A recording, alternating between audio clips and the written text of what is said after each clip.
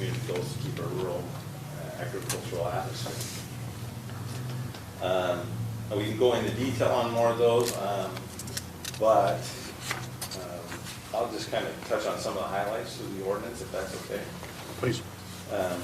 We've added the 4 definitions, agricultural area.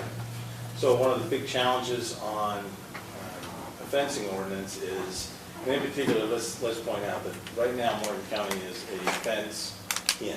You are required to control your animals, your livestock, and keep them in. You are ultimately responsible for that. This would only be affecting, it really wouldn't be changing that in most places. What it would be doing is requiring that as if a development came in, we would put this ordinance in place in order to kind of separate the uses, so to speak. So if I'm coming in with half-acre or acre lots on 20 acres of land or 40 acres of land, something like that, I would be required as a developer to fence off that property from the agricultural areas around it. So we needed a definition of agricultural area. Where are those places? If I have a 3-acre lot, is that an agricultural area? And what we did was try to look at that, and really I think it came from the state code, partially where some of this language came from. It's land devoted to the raising of useful plants and animals with a reasonable expectation of profit, including forages and sod crops, grains and feed crops, livestock, trees and fruits, vegetables, discussed, and we feel like that's a large enough size that it's doable. Part of it is the more contiguous, that we threw in there that it's 5 or more contiguous, because what if I had 2 separate parcels that were 3 acres each? Well, that's not an agricultural area. Well, if it's all being used that way, then that's the way we look at it. And that's the intent of this, is to say, that's the area, if you're coming in and developing next to that, then you have to put up the fence. We looked at also standards for agricultural fence. And seemed, rather than getting into the nitty-gritty of barb, and this is the separation of the posts and all that kind of stuff, in our research we came across the USDA, the U.S. Department of Agricultural, has standards. The code right now says woven wire. They also have a barbed wire fence type that is possible, that we may want to look at as well.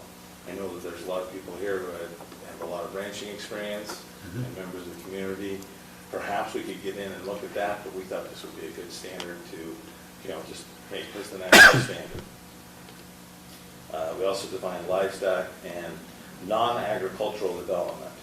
Non-agricultural development is a residential subdivision within RR1 and lower residential zones, or commercial subdivision, or an industrial subdivision and or development established with the development agreement.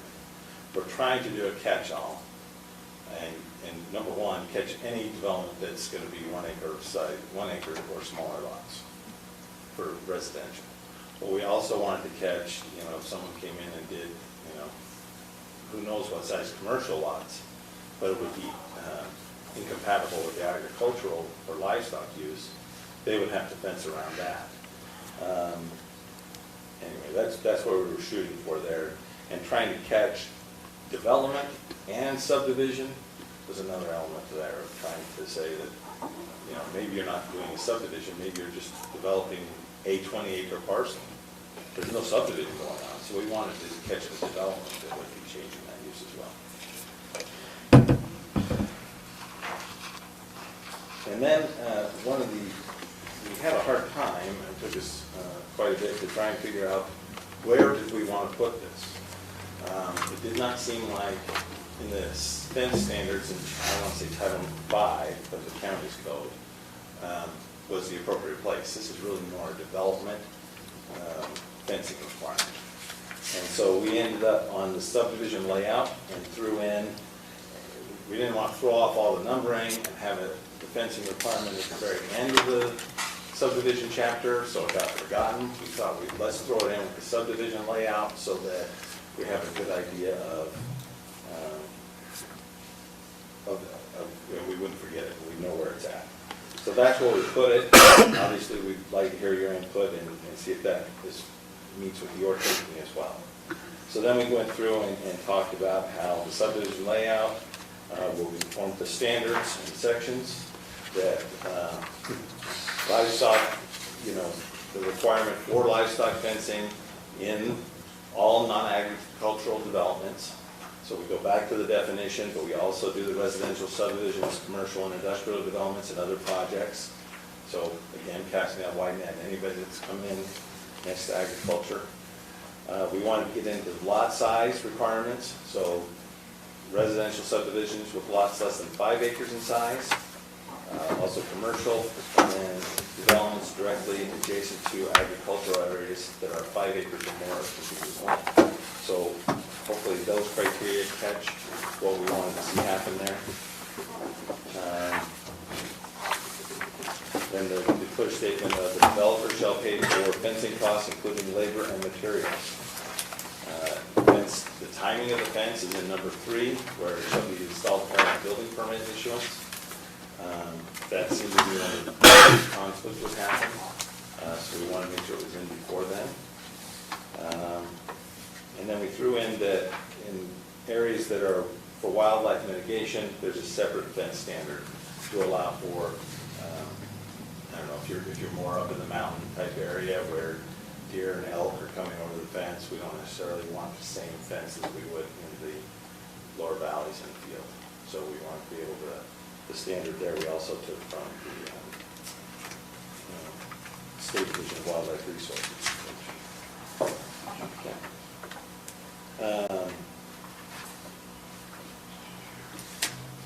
And then we also threw in, because just as a date of when this would become effective, we have it is a pending ordinance, but it can be a huge requirement.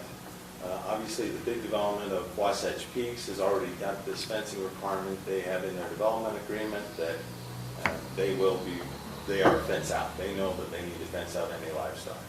And they've stated that in the development agreement. We want this to apply, and so we gave it assuming it goes through in a timely manner, January 1, 2020 as the drop dead date where, all right, from here on, anybody that comes in is going to have to do it. And that just took out any ambiguity. Gina's got some slides to show with the fence types, and I passed those out to you. So you should have a copy of the woven fence that's mentioned in the ordinance, as well as a barbed option that's from the same source.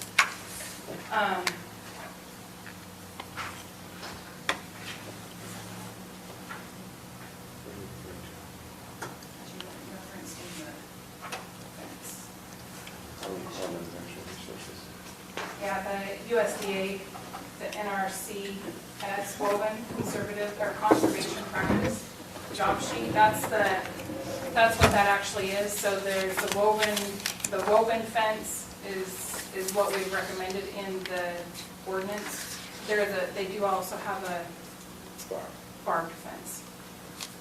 So I've given you each one of those. any questions? Yeah, how do we want, Probably going to be the same question. no, how do you want to start the questions? I mean, Can we have both of them in there? yeah, Barbed and, Can we When have, would we apply which? well, I think there's Developer the option. there's a third one, because if we're going to allow wildlife-friendly fencing, there's another code for wildlife-friendly fencing, another job sheet for That was- that. And Oh, that's, and I didn't. that was mentioned, but that was mentioned in the code, yeah. that may, Yeah, I just found it, sorry. because depending on, Each state has their that's own little for the- supplement for it. Yeah. So maybe it's as simple as not specifying the specific, maybe such as, I don't know. Or do we have to get specific? I don't know, that's that. My experience is the more specific and direct you can be, that takes out the questions. This is the fence standard, would be the best way to go. So we'd have to go with at least both. yeah, And let me see if you. we don't like the net fencing. It breaks down with snow and horses stand on it, and, I mean, it depends on your, but if you have sheep, you want the net. If you have cattle, you don't, so. well, but aren't the developers picking? And The the developer- developers generally aren't gonna have the animals. Right. Well, Well, developers are going to be the one that are responsible for maintaining the fence, so it would behoove them, no pun intended, to figure out which is the best type. Is that correct? No.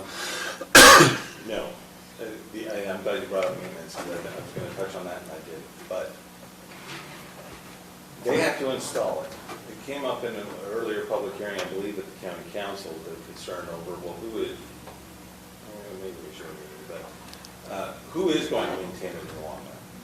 The way we drafted the code is that the developer will install it, and then it would follow the state law for maintenance between two properties. but there's really no state law unless they're both in Greenbelt. But now the subdivision isn't, so there's not a state law as far as maintenance that I'm aware of.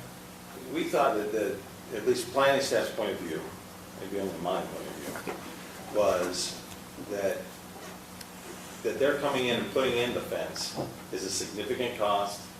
It's establishing that boundary, it's getting there. Who then benefits the most from it staying maintained thereafter? Property owner, the And buys so- and the, so The lot owner. yeah. the Well, lot owner or the the farmer. farmer? Rancher. Well, if we're a fence in, But we're not a fencing. Yeah, we're Fencing County. We're a fencing. Sorry, I get them all confused. Yeah. Um, So we are a fence in. I would say that's an extra barrier for the property owner, not necessarily the. To maintain the lot The state of Utah owner. defines it is that it is to be maintained by both parties, both property owners. So I did look up the fencing law for the state of Utah. And I did include that. Did you happen to mention that? No. So in the text of the draft staff report, Bottom of page 3. bottom of page 3, I had mentioned that we had included in the ordinance maintenance responsibilities after the fence was installed. I somehow deleted that. So let me give you the verbiage on that I had included, because I think I accidentally had deleted it and had no intention of doing that. Because, well, while we're there looking at that state code is referenced to fence in, fence out. This isn't a fence in, fence out ordinance. It's a subdivision infrastructure. Right, So we got to so separate that in our head. right, if you remember the comments that were made during that time that we were talking about a fence out, fence in ordinance. Mr. Potter had mentioned Idaho state ordinance. Idaho, I yes. actually looked that up, it is exactly how he says it is still. However, I don't think we need to go, it's quite confusing to actually read that code. But the ownership, so the way that the state of Utah has ownership of the fence is how I feel we need to go, just because it's a lot more clear than the state Idaho's fencing ordinance. So I had included a number 5, and then number 6 was the code shall apply to all developments approved after January 1st. But number 5 was ownership and maintenance of fence shall be determined by Utah State Code for qualified landowners and qualified adjoining landowners. And those are usually green belt. Right, And but that's how we're recommending you define that, is the maintenance on that is for qualified landowners as defined by state of Utah and adjoining landowners, because I felt that was the fairest way to go. Does that often change, do you know? What was the verbiage again? So it is ownership and maintenance of fence shall be determined by Utah State Code for qualified landowners and qualified adjoining landowners. What is qualified? In this instance? I have to pull up the state code, so. And we can define that. So we can define that further in our definitions, is what is a qualified landowner, what is a qualified adjoining landowner. and make it, put it as a definition. And I think that's what council was recommending, is that we don't have any of these, But that's defined in the state code. but it's defined in state code. So rather than set it, so you have two options. You could set the county standard, redefine all these terms, or just go with what the state law is That's on this particular one. Keep that simplicity, say, let's not create a different standard, let's just use the same standard as the rest of the state. For maintenance offense only.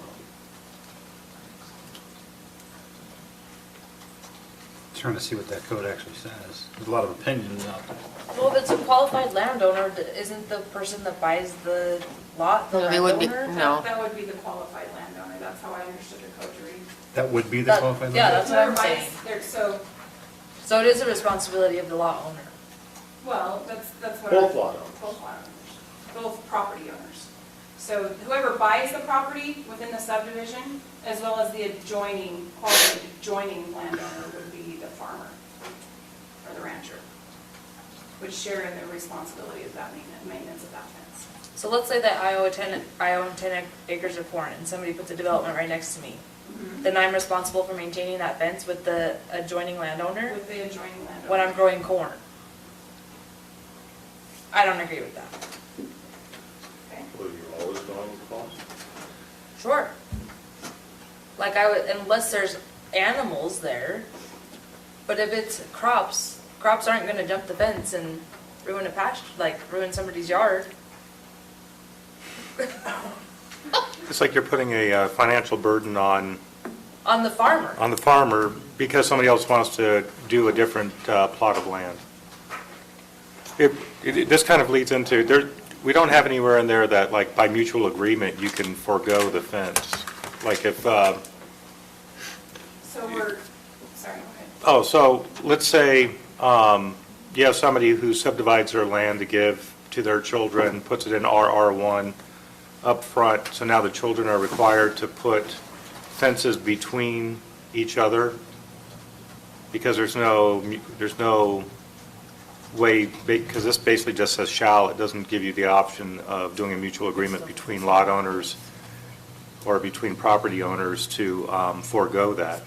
So in Haley's case, if we had in there that by mutual agreement, you can forego that, I'm sure a developer would be all too happy not to put a fence in.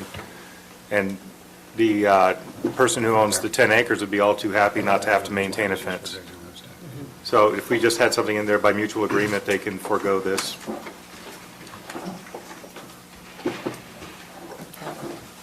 It looks like a qualified landowner would, by Utah code, would be the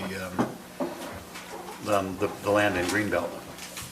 Adjoining would be- Just, It says a qualified landowner means a private landowner whose land is used for grazing livestock and is, its land which qualifies under the definition of conservation easement and is land that's agriculture in use. Qualified landowner may require that the qualified adjoining landowner to pay 1/2 the cost of the fence if the fence becomes a partition fence, which goes into a different code, it looks like. That's- And the cost is reasonable for that type of fence. So, So the qualified adjoining landowner would be the developer. no, they're not qualified because they're not in agricultural use. This is just referring to two two agricultural. lands. Yeah. So in this case, it looks like the qualified landowner would be the ag owner. Well, both of, But it's not on But they maintenance, both it's just are. on building. Isn't that just So, referring yeah, to? the code is Utah Code Title 4, 426-103. Partition Definitions, fences, yeah. Qualified landowner and qualified adjoining landowners, partition fences, contributions, civil actions for damages. But I don't think it talks about maintenance. It just talks about, but why, but we're not talking about people in Greenbelt and people in Greenbelt on the other side of the fence. We're talking about Greenbelt and a development. correct. So that verbiage doesn't work for what we're trying to do. As far as If maintenance. qualified means Greenbelt. Okay, so back up a little bit. So there's three codes that apply. So Utah Code for partition fences, specifically under contribution, if two or more persons agree to the fence enclosure or to the construction of a partition fence, the cost of the construction and maintenance of the fence shall be apportioned between each property to the agreement based upon the amount of land enclosed. So if you if we use the verbiage to a qualified landowner, it automatically kicks it into basically, the qualified landowner becomes the greenbelt landowner. It takes it out of the partition fence code and into the contribution for qualified fence I code. think getting back to Haley's point too, if it's by the amount of land that's enclosed and she has 10 acres, the other person has 1, she gets to pay 89% of the cost of the maintenance of the fence and the other person gets to pay 11, which again, you're placing a financial burden on a person who had nothing to do with the development. It actually doesn't talk at all about the maintenance though in the Yeah. that In the code. qualified one, it In the doesn't. qualified one, it doesn't, just in the partition one.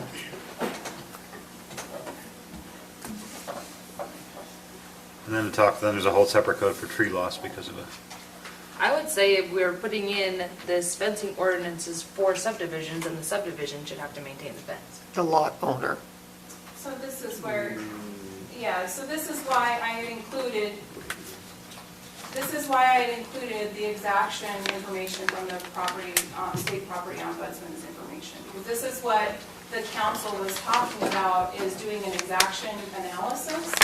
Well, the property right, Brent Bateman's office already has done that evaluation as far as what an exaction is and what would an exaction analysis mean. And so I put that information into your packet for you to review, because I think it was pertinent information to this thing. And we can't exact a developer or a landowner, because essentially a developer is a landowner. They have the same property rights as the adjacent property owner. We can't exact him to do something that is roughly proportionate to what the other edge property owner is doing. And so we can't exact somebody to do something as a government entity. We can't require a property owner to do something without there being some kind of validity to it. So that's why I had included this understanding, because I think it explains it a lot. Where's the essential link is what, so he talks about different things. And I don't know, Gary, if you want to go through each one of these, because I think it's really interesting information. Sure. And many of the decisions that you do make. When The staff report has, the key link is in On the page staff 2. report. Right, yeah. And that makes sense, so, but you haven't put the rest of the stuff in, oh, you want to go through each one of these? I don't know, that's up to you. So, I mean, what is an exaction? So an exaction, I won't go through all of them, but an exaction is a required contribution to a government entity imposed as a condition of approval for a proposed land development. So in other words, you got to pay for a fence because we Right. feel like, Because we're telling you, We're the telling you. government is writing in our ordinance that a developer, whoever develops their land, has to install a fence according to our ordinance. That's an exaction, okay? We can, local governments can import or apply exactions, as long as there's, the exactions that do not satisfy those standards are not allowed. All the local governments may impose exactions, including local districts providing utility service. But where it was the essential link is where I had gotten to, and where's that essential link between the exaction and the legitimate government interest? So what's our interest in exacting this ordinance on landowners to install a fence? So where is it our business to tell a developer that he has to enclose his property? Where is that exaction? Where's that link? well, I think you nailed it, right? Promote, I don't know if you were asking a question, if you're going to No, continue oh, reading. Yeah. I mean, That's what for discussion. to promote public well-being, that's the link, right? Say that again, I'm sorry. Promote public well-being. Exactly. That's where I went with it. And so that's where I believe that the government can't, what is the whole reason to ask the same question, what's the problem? What problem are we trying to address? And I believe as the council has directed us, it is to protect the agricultural heritage that Morgan is known for, correct? Those were the exact words from a member of the council. And so how can we as a government exact an ordinance to require a property owner to install a fence for his development? And so this is where I believe we can do that, is by, we're protecting the well-being of the neighborhood, and protecting the heritage that we have as an agricultural county. And so but we have to be careful in that because it's kind of a thin line, and it would be easy for us to cross over that and exact too much. It has to be roughly proportionate to Right. what is required.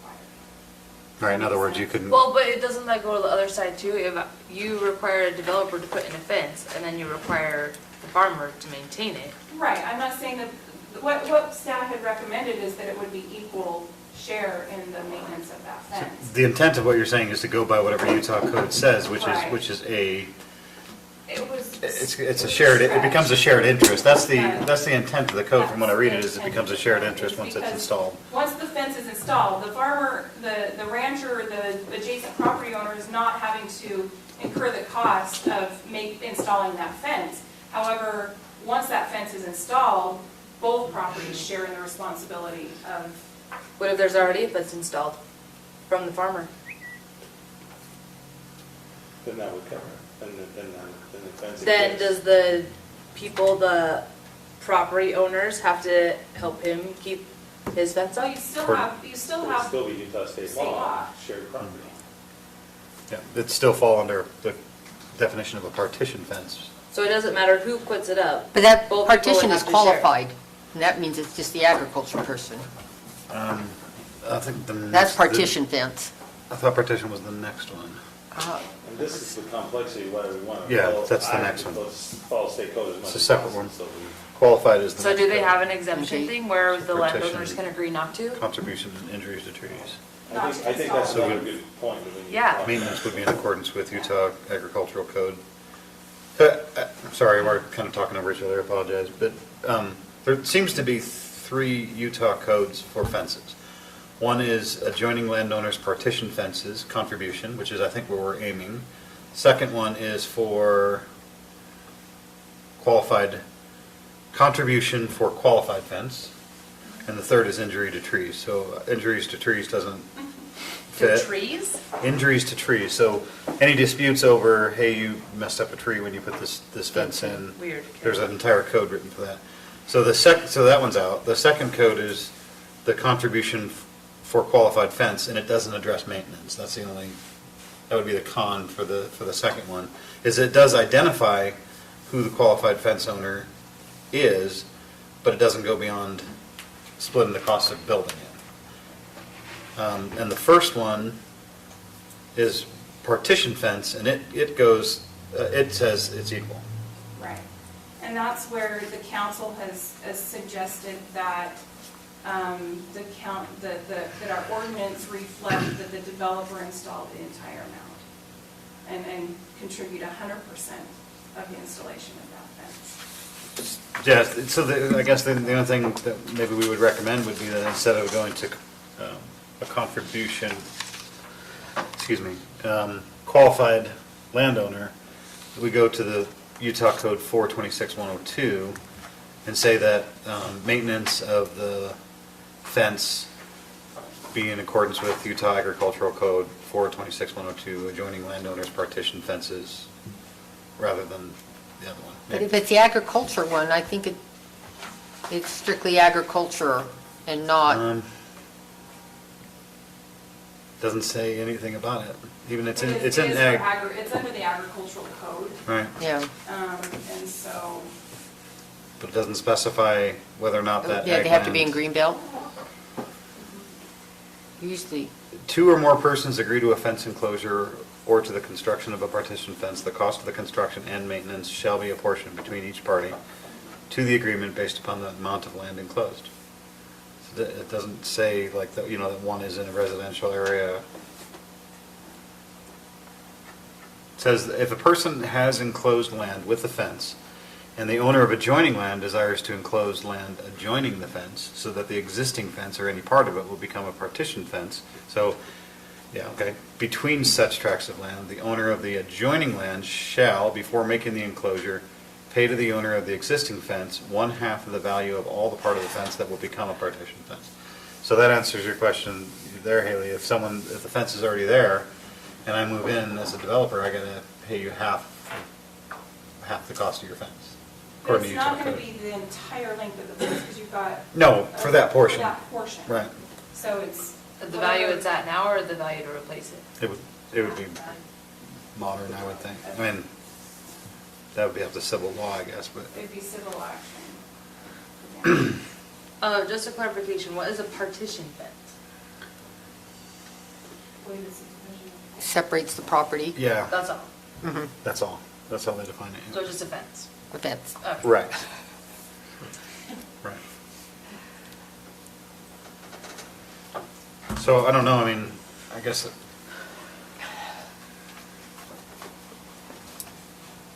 the second one, qualified landowners.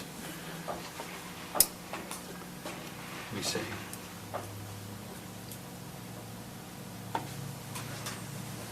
It does address, I guess it does address maintenance. It's a portion between each party Of qualified. of qualified, but then, but That's but ag. it would still put it all back on the greenbelt owner because, When you, I understand splitting the maintenance, but that's just lawsuit waiting to happen. I can just see you're not Right. doing half, so you're gonna have to sue the person to, I think that so I don't, the development property owners should maintain the fence. The reason the fence is there is because of the development. I've got, what Debbie's bringing up to kind of a law thing, so if you force them to put up a fence that wasn't there before, now the farmer doesn't just have the half of the maintenance, does he also have half the liability if somebody runs into the fence with a snowmobile and gets decapitated, and so now we're going to do a liability, so who are we going to sue? Well, we're going to sue the farmer and the other lot owner. I mean, because fences can bring liability too. oh, that's only for. I mean, this is, I like to throw out the most far-fetched thing, but hey, it does bring, It's not far-fetched at all, actually. I don't- but Yeah. I'm just, I guess my thinking is going back. Let's start at the beginning. What do we want to do? We want to fence off and divide the purpose. I can't believe Gary hasn't said this yet. What? The I purpose know. where's our purpose? What's our Where's our purpose purpose? to put in a fence to help maintain the agricultural nature of one property should another property become developed. So who's that fence benefiting? And then actually it'll benefit everybody. So that's our question, and then we get into the issues of, well, okay, maintenance. Who should maintain that fence now that it's constructed? We also have the challenge of the proportionality, which there's a lot of court cases about this. You cannot exact too much, you know, it needs to be reasonable to what they're doing. I think asking them to put up a 5-wire fence to separate animals is a benefit to everybody, and that's good, and you've covered the whole cost. Eastern Summit County only pays half. The developer pays half, the landowner pays half.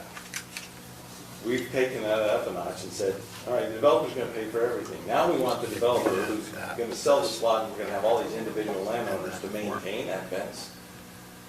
That just seems, That's wildlife. one, almost impossible to enforce and make workable. But two, we have state law that talks about when a fence is being used that way, that, hey, the neighbors have to work together. The liability issue, I think that both follows state code as well. I'm not sure what it would be, but we can't address everything. This is a land use development code. well, And we've got questions. right, well, kind of so the problem I'm having with this is that, again, we'll take your 10-acre corn farm, she didn't want the fence put in, they come in, they put in the fence, they didn't just give her a bill for half the maintenance whatever the word is. Perpetuity. Thank you much. But they also gave her liability on that fence that she didn't have before. So we're when we're talking about the exaction having to have a good public cause and whatnot, I think we're doing a pretty big exaction on somebody who didn't sign up in the development to start with.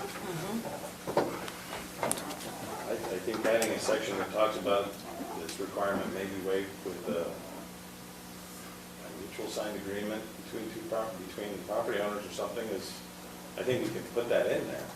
I think we have to require it, otherwise it'll never happen. It's gotta be a shall, but here's a provision for, hey, if you don't want it, if your neighbor doesn't want you to do it, then of course we don't want to do it. So I think we should add something. So what if one does and what if one doesn't? What if the farmer does and the developer doesn't? Then they What have if the to, what if Then the, it's a shall. that's what a is that? shall. oh, It's a shall. The developer shall put in the fence. But if the neighbor doesn't want it, he doesn't have to. got it. That's what you're saying. Sure. Very simplified, Yeah. yeah. So that talks about that issue. But not the maintenance issue. The maintenance is still, We've still got maintenance. So one proposed solution would be to insert 5 back in, but change it from the verbiage Gina just said to kick it back to the partition code. So can you tell us yours again, Gina? And we'll, is that 420? I wrote 426-102, but I don't know which that was. write it down somewhere.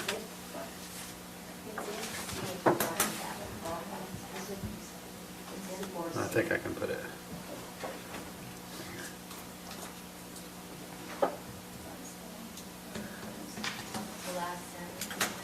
Foresee of what? Oh.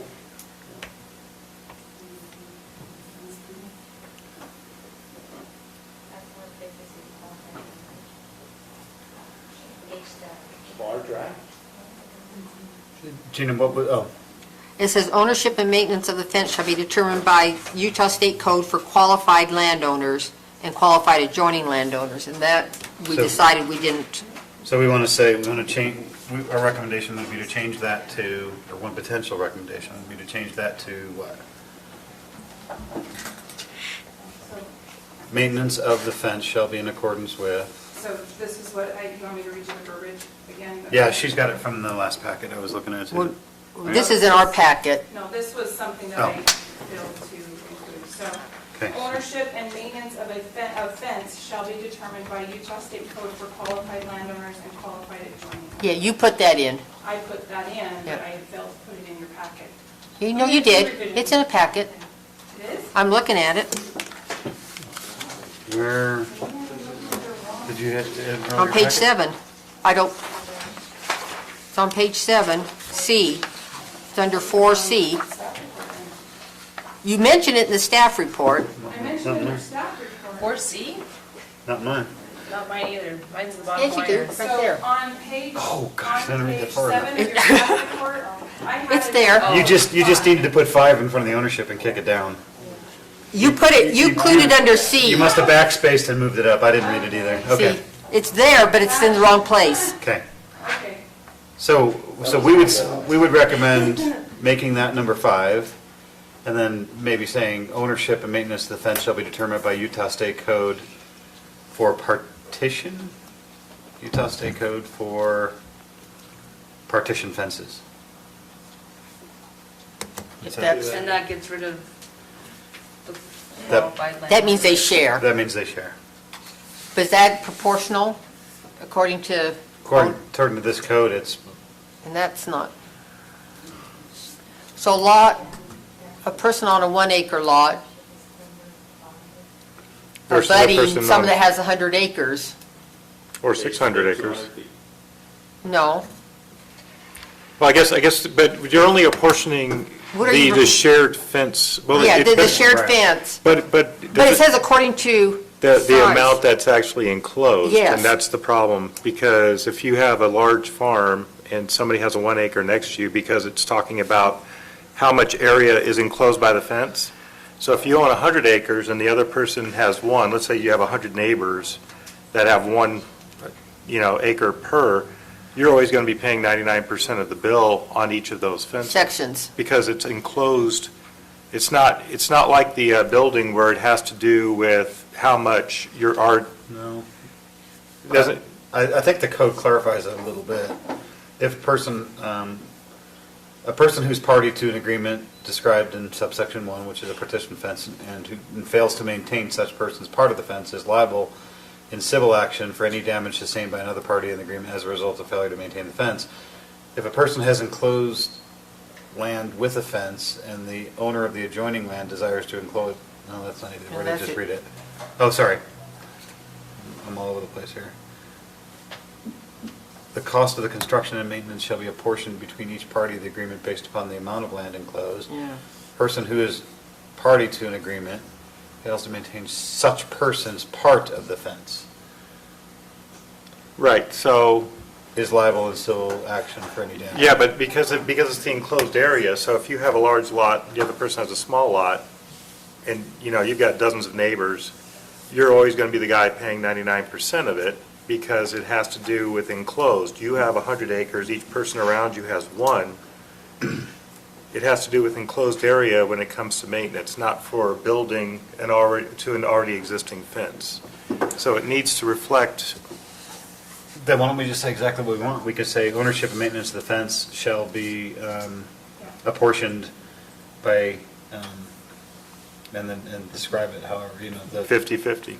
Yeah, it shall be apportioned for 50/50 for that land, which, But then we're going to run into another problem with the farmer, because now he's going to have, let's say he has 10 neighbors, does he have to, Do Like- 50/50 for each neighbor. Yeah. well, he'll do 50/50 for each They have neighbor, to but it's collect. only, you know, 1/10 of his fence each time, but now he's going into multiple agreements.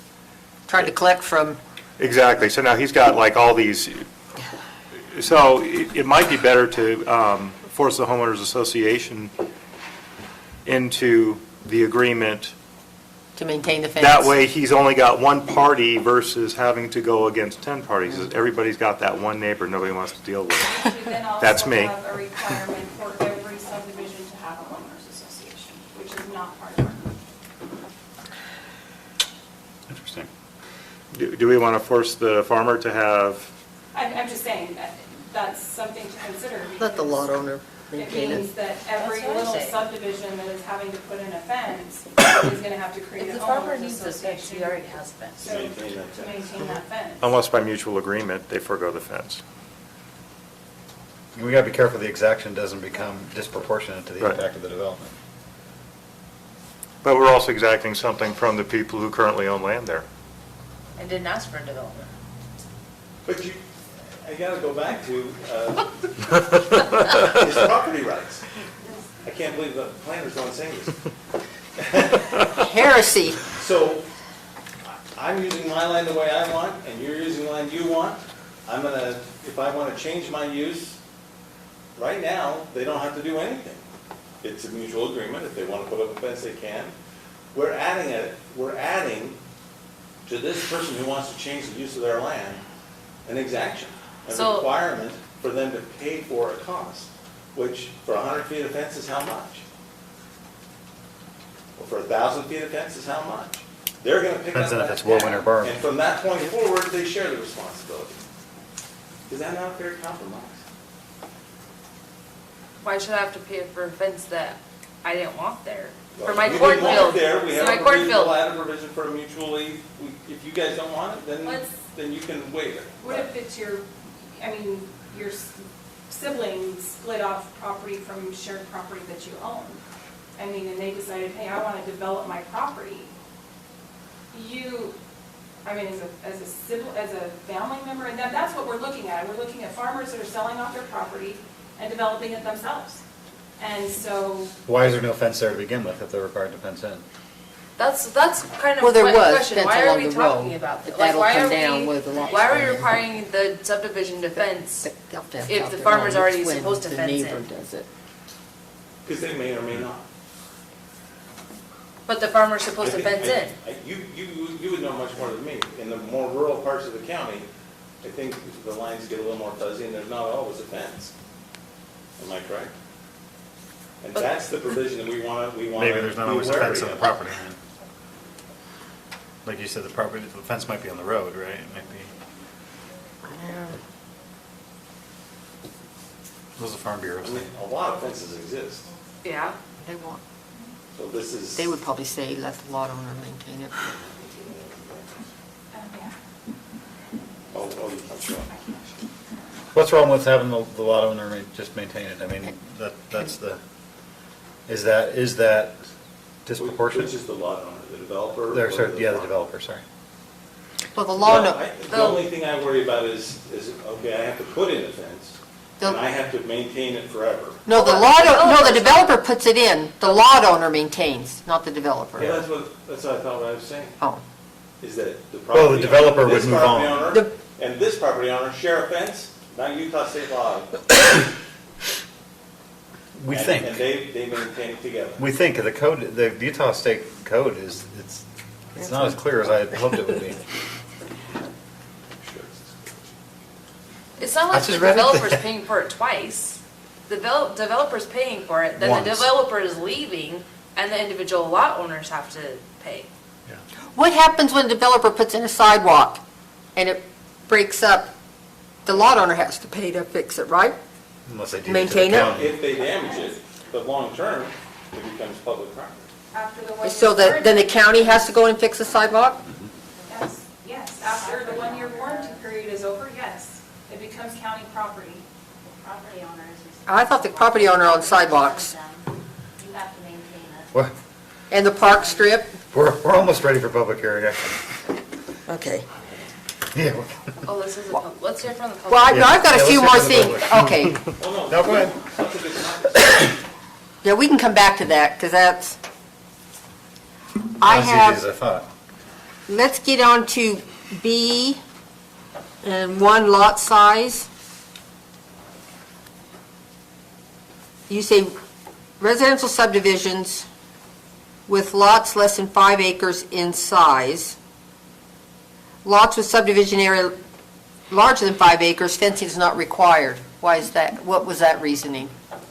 Why, you just, It's 5 acre lot, that's a lot of fencing, and it's a rural, more agricultural field, so it probably is not the great level of conflict that you would have with a 20 acre next to a Let's 1 take, acre. let's So- take Riverwood Farms, for example, because they're 5 acre lots. So we're saying, what staff is recommending is that if Riverwood Farms is going to put in their subdivision, they're 5 acre lots, they're already agricultural lots, residential lots. That's how it's defined in our code, is ranch residential, RR5 and RR10 are agricultural residential lots, so they're large lots.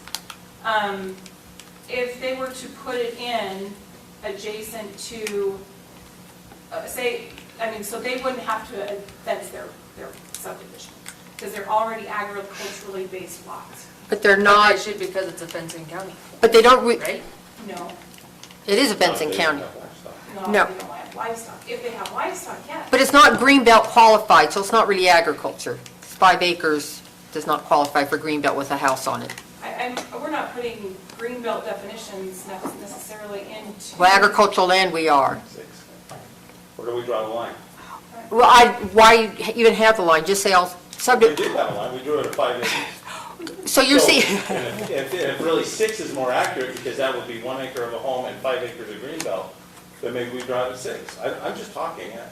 but we're not putting the fence in to keep the lot owners' animals in. We're putting the fence in to keep the agricultural use out, protected. So let's say Wasatch Peaks, we're dealing with Wasatch Peaks. So this would not require a fence for them to fence off their development. Because they're, Within the Oh, the small, development in the smaller developments, yes. but not in the Not bigger. all- not all of them are. They got some, We don't know what size their lots are. yeah, some are 160, at least that's in I their, don't think that's- their concept. Sizes are defined yet.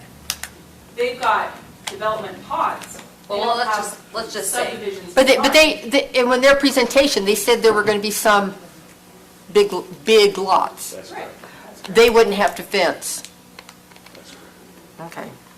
Right, that's why in the development agreement for that one, But we. Well, yeah, but that, no, I'm saying that one's different, Why but 5 acres? I don't know. I thought 5 acres was good. I just say residential, any residential subdivision. But yeah, What if because, it's so 20 what- acre if Cottonwoods What if comes it's in, not- what and they're if- next what to if it's- agriculture, according to this, they don't need a fence, right?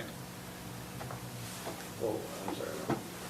So this says residential subdivisions with lots less than 5 acres in size, that would be like the Cottonwoods, right? Okay.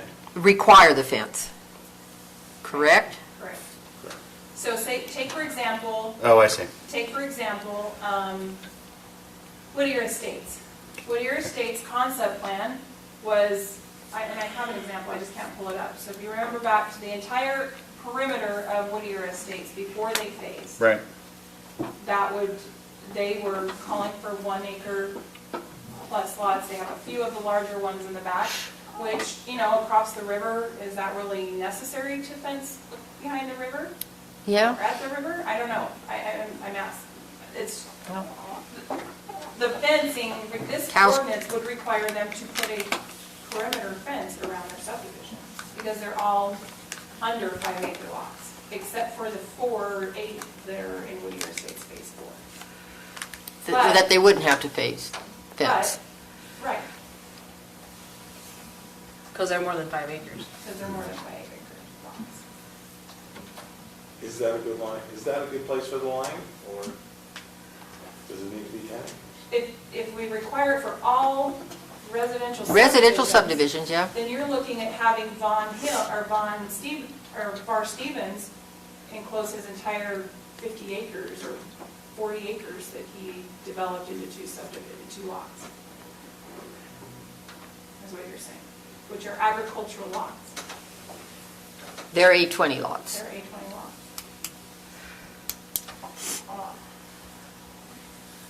So you'd have to be in the RR1 zone or less, and have lots that are 5 acres or smaller.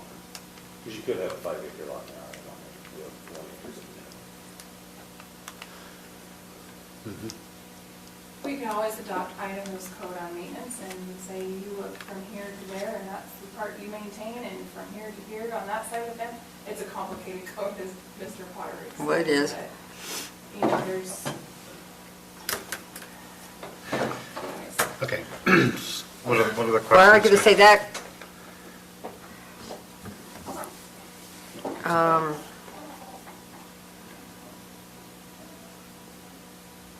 I think the developer shall pay for the fence.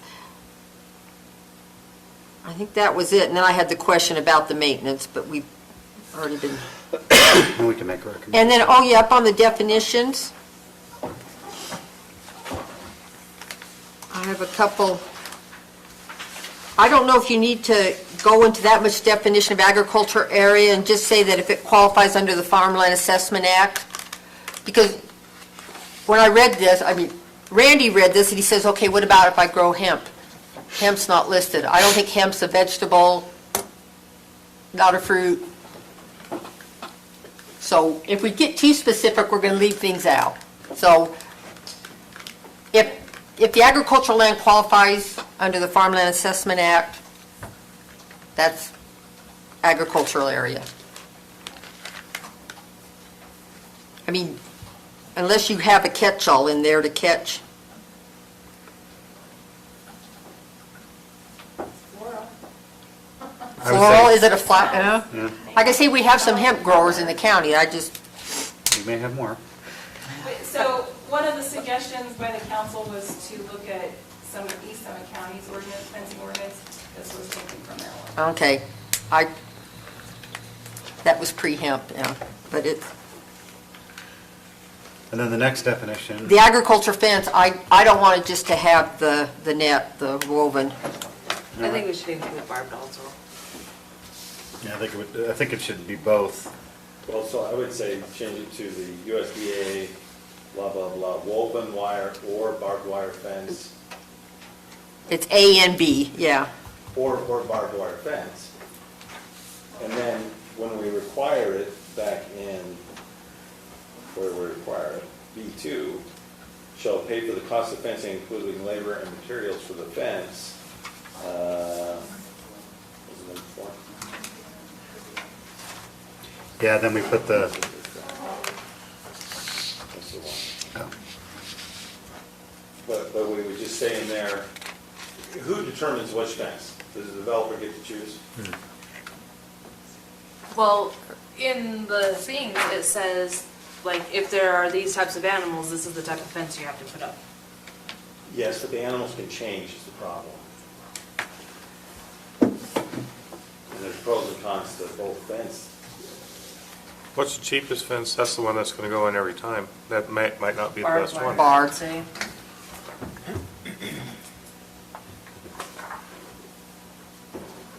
I think barb should be the default, but maybe What's there's the- something mutually agreed or whatever, but, So if you Well- look, Then the property owner says, well, I want the more expensive fence, and the developer says, not necessarily, no. not necessarily, but Yeah, net fences are a pain to it maintain. says install, so, all non-agricultural developments, residential subdivisions, commercial, industrial developments, and other projects that border agricultural areas shall install an agricultural fence. So what's the definition of an agricultural fence? so we could just say woven wire or Either of barb. these. Woven or barbed wire, Yep, conservation practice shall. Yeah. So that needs covered. So then as long as we're on that subject, when we go down to 4, and we talk about development areas for wildlife migration corridors, is it worth mentioning the standard for that?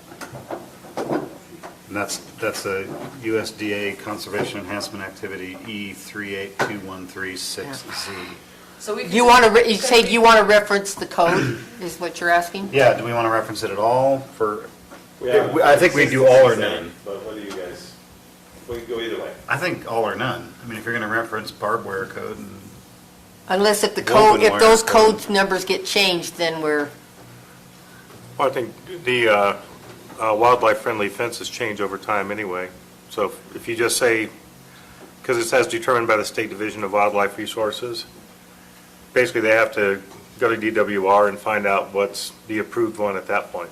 if they keep their same number Yeah. and change what they say under it, we could probably reference a number, I don't know. Well, so what I'm hearing Chris say though is just end it right after DWR and this. Because DWR puts out the standard, and if the standard changes because, U.S. Department of Agriculture, apparently. I guess it's for all of them. And they don't work, but we'll put it in. What about the USDA standards? No, they still get their legs wound up, so Oh, the fences Well, don't yeah. work. it's supposed to, yeah, stop them from getting wound up, but it's fine to put it in. I mean, that's, Yeah, I don't think it matters. it doesn't, yeah. I was just thinking if you're going to put 2 standards in there, why not put the third one, but it doesn't matter. Who's determining it? So the DWR is determining if it's a wildlife migration, but it says may be considered. So if it's a migration, does that mean that the developer gets to choose to put in that type of fence or Or not? that the DWR determine. So it would say, in development areas that include wildlife mitigation, migration, corridors or critical wildlife habitat. As the determined by- Current to State Division of Wildlife standards, resources standards would apply. Something like that. Okay. Is that what I'm hearing? yeah, just DWR standards shall apply.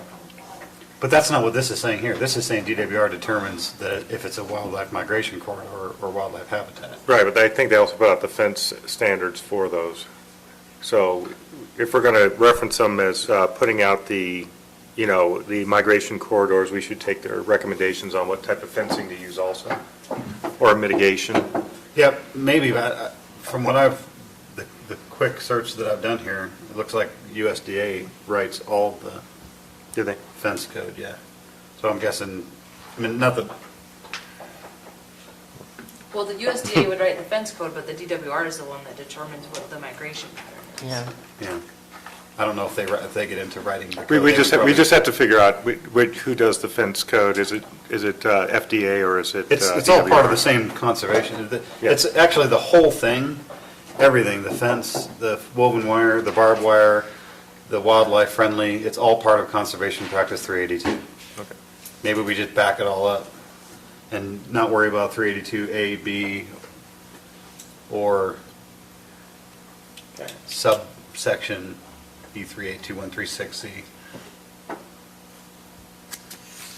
Chris, what do you think of that? Take it Sound- back up to the. Yeah, I the agree with root. that. Yep.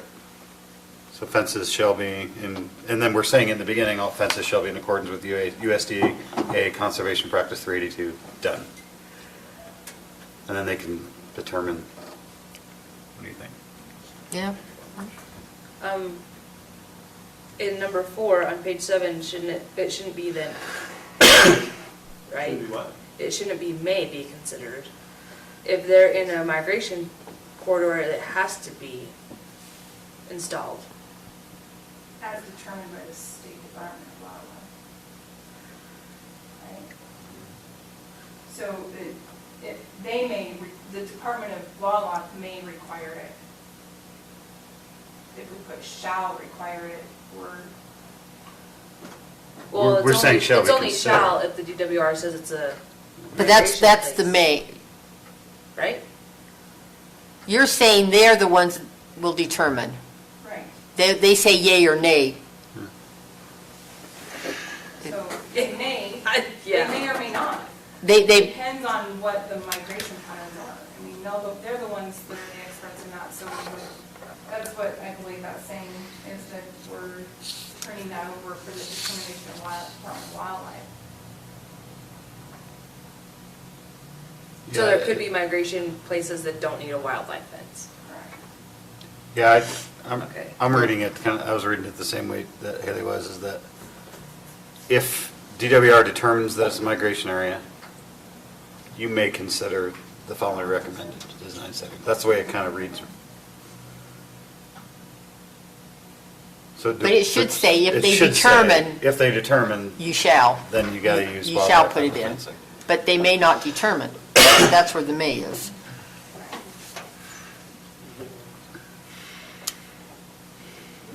Is that from East Summit? Summit? East Summit as well?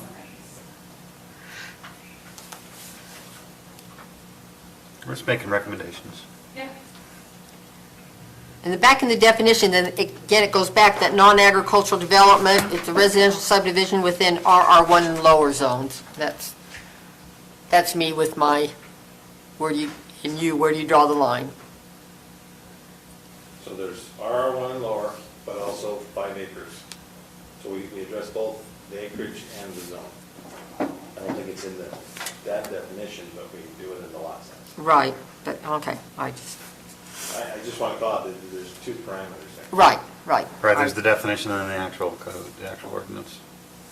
So are you recommending a change to the definition? Well, I'm probably the only one that has heartburn on it, so it's okay. We're just geeking out on a fence ordinance, Yep. We thought this would be you know. If anyone's interested, there is specific development standards if you're trying to contain bison though, in the same Utah code. You have to beef up the posts, I just read. I say any development that cannot qualify for greenbelt is a non-agricultural. So if you develop a subdivision and all the lots can qualify for What about a meat greenbelt. farm in RR1? So that's definitely The season for that, agriculture. all our controversial stuff happens at the beginning of the summer. Yeah, I mean, exactly. So, I mean, there are some RR1 activities that are definitely agricultural. So, Right, so there's a lot of agricultural uses, but in greenbelt, you need more than 1 acre. You need Six. you need, if there's not a house there, 5 will do it, but.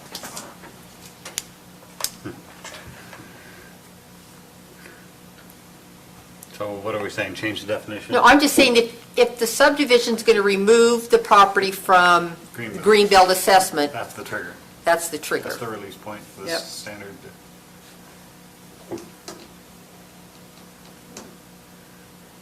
Anybody have any thoughts on that? Something like that, We'll ask the public in a second when we go to Yep. public hearing. We want to give them the full. they can enlighten us. Anything else? On this 2-page standard that, An hour later, yes. no? How about we go into public hearing and see what the public has to say? Yeah? Oh, don't No, give up, no, we're don't gonna give go up in on us.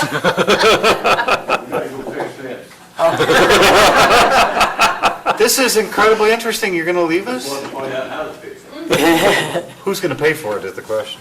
You. We're sending you the bill. Bill. Thanks, you guys. How about we go into public hearing? We'll be going to public hearing. I'll second it. We have a motion and a second. All those in favor? Aye. Okay, we're now in public hearing for item number 6 on our agenda. We would just ask that the public come up and state their name, where they're from, and have any input into the... Add to the discussion. I have a question. No? Related to item number 6, ma'am? Actually, Tina Kelly, Mountain Green. Debbie asked the same questions I had question marks by, so I appreciate her looking at it in depth. But I did have a question. I'm assuming that height goes back to the definition that you guys talked about at the beginning. It doesn't specify the height except for in the wildlife corridor, and it just says it will be determined by that. By 382. Yeah, so you guys talked about including barbed wire in there. Right, so we back, well, not really a dialogue, it's public No, hearing. I'm sorry. But I'll talk amongst ourselves. We backed it up to 382, which zooms it out to all fences. Barbed, woven wire, and wildlife habitat. So there's different standards for each one of those. And then just so you know, I appreciate you working on this. We looked at it a couple of times. I've been yelled at several times over this, and we decided not to adopt an ordinance for just the reasons that you're finding now. It was so complicated, so complicated. Thank you. Anyone else for public comment? Oh, sure, why not? Specifically, why we were looking at this.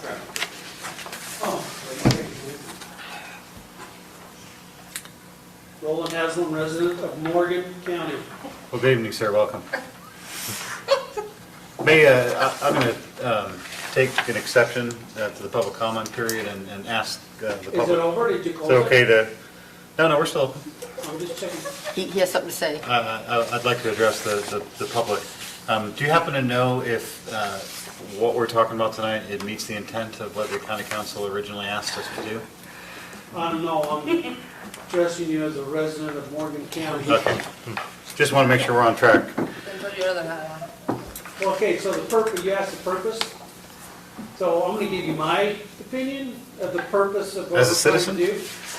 do. Is, and some of it because I've worked in the cottonwoods for years.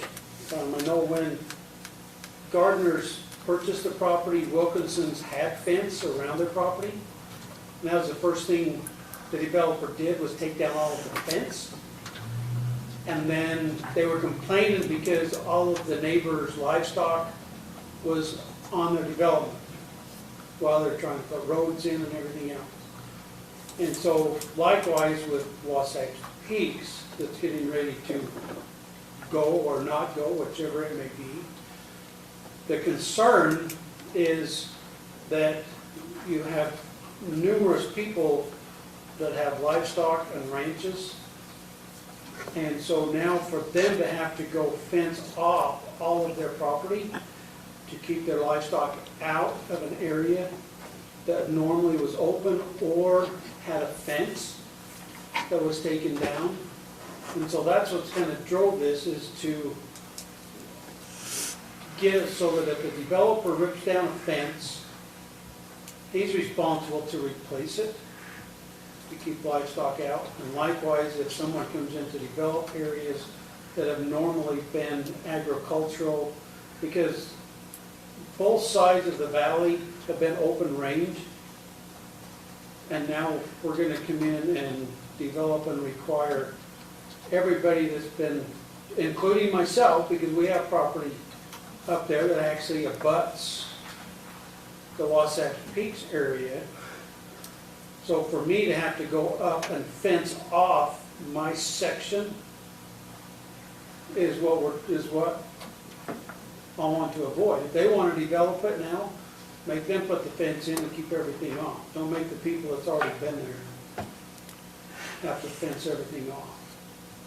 And I know it's going to be a huge issue, and that's what Tina and I was kind of laughing about as far as your maintenance, how to determine that. I don't know the answer to that, but that's what, in my opinion, that's what originated it. Now, back to your original question, okay? From the county council side, I appreciate very much the dialogue in which you guys are having and looking at all options, positive, negative, and milling it over. So, and I don't have the right answer, I don't have the answer, but like I said, I appreciate you talking about different aspects and trying to figure out how to work this. So, Thank you. that's all I got. Anyone else? Casper? If not, we'll take a motion. I moved to So go to moved. public hearing. I second. All those in favor? Aye. Okay, we're now out of public hearing. Okay, so we had, any other things that we haven't addressed yet that we want to? Nope. No? Okay. Who wants to tackle this one then? Dustin? Haley? Well, we haven't really settled. I mean, we're still, I don't know if we're ready to, Okay. Forward More yet. discussion? So we have, I think we need to figure out what we want to do with maintenance. maintenance. oh, And it's- I thought it's we fa- said in accordance with, let's see, I had it, I don't think we, I didn't feel like we came to a. The consensus. okay, so apart from maintenance, are there any other issues? and mine is the non-agricultural development. I mean, Okay. when, So we got two things to clear up, non-agricultural development and what triggers, maintenance. Okay, should so, all subdivisions require it? all right, how about we start with maintenance since we started, so the recommendation that I was thinking we made was, we in 4C on page 7, beginning with the word ownership, we hit return and then title that 5, and then say ownership and maintenance of the fence shall be determined by Utah State Code for petition fences. Oh, no. No. That was our first recommendation. Then our discussion said, no, make the lot owner pay for it. So, That's, lot owner pay for it? That's the one I prefer. Me too. Dustin? So when you say lot owner, who's the lot owner? Not the developer, the person who owns the lot in the subdivision. lot in the subdivision. I'm looking for the actual definition, it's not hardcore. Lot dweller. It's not the farmer. That's who the lot owner If we is. Not the farmer. If we give full maintenance ownership essentially to the lot owner, all liability goes to the lot owner also. Which, otherwise you're going to have, like I said, the farmer signing up for something they never signed up for.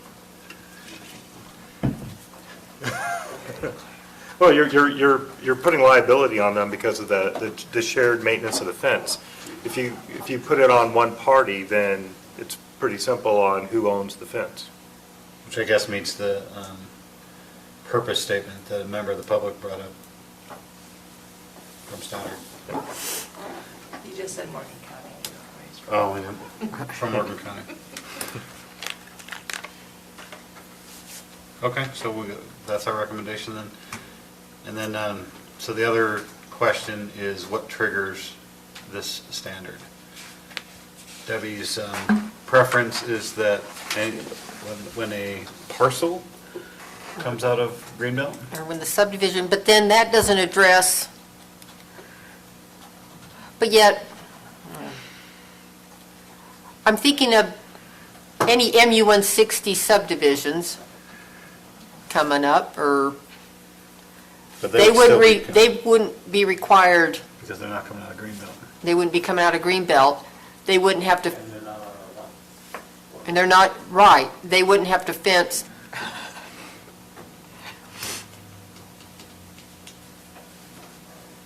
You know, instead of saying within R1 and lower, I don't know.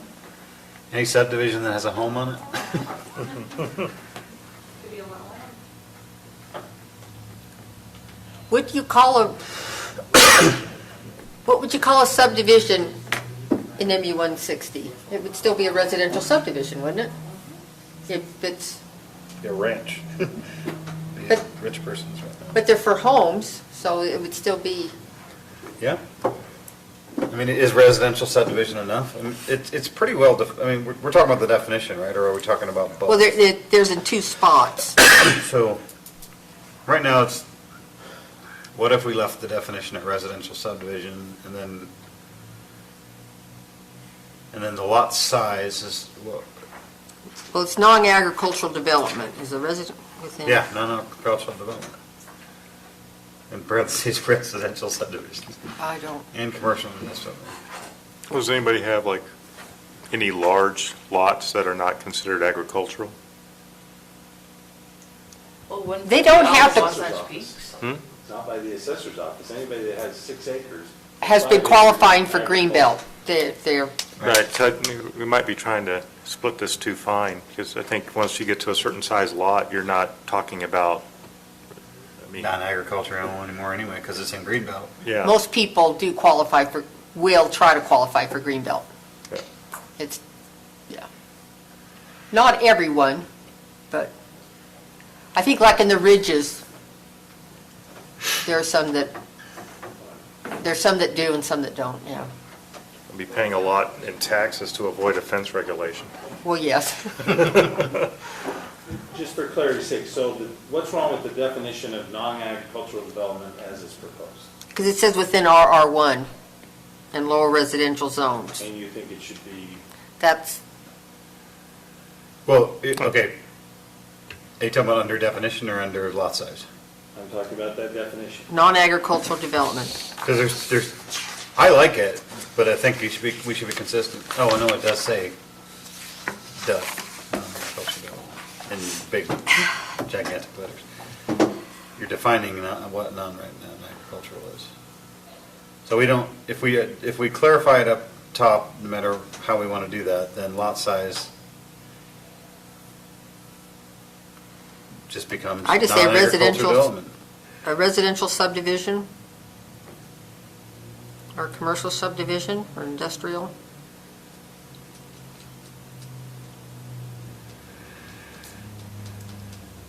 If it's residential, then it's non-agriculture. Well, But would it, what if Golden Hills comes back? What do they fall under then? That's a residential subdivision? On Churchill. 2,500 acres. But it's, I thought we had the 5. Oh, I thought we had the 5 acre limit though elsewhere, but we don't. In lot size. that's in lot size. We do have 5 acre. in We lot have, size. we have two, I don't know, the definition says, hey, I'm going to define non-agricultural development as this. And down below under lot size, it says any non-agricultural developments, and then it gives further definition. Maybe we need to move that up or something. Can't we add under non-ag development 5 acres or less? As part of the definition? R5 or less. Hmm? R, 5 acres. 5 acres or less, Oh, isn't this the definition here? Residential subdivisions, commercial and industrial developments, and other projects? Well, we're trying to avoid, and we have it several places in our ordinance, the reason, part of the reason, because I think we started to go there. This is a definition, not a standard. The standard is in the other section of the code. We're just So we defining the do, term, we're do we not do defining the standard. RR5 and lower then? Well, you could, yeah. I guess I'm confused at what the problem is here.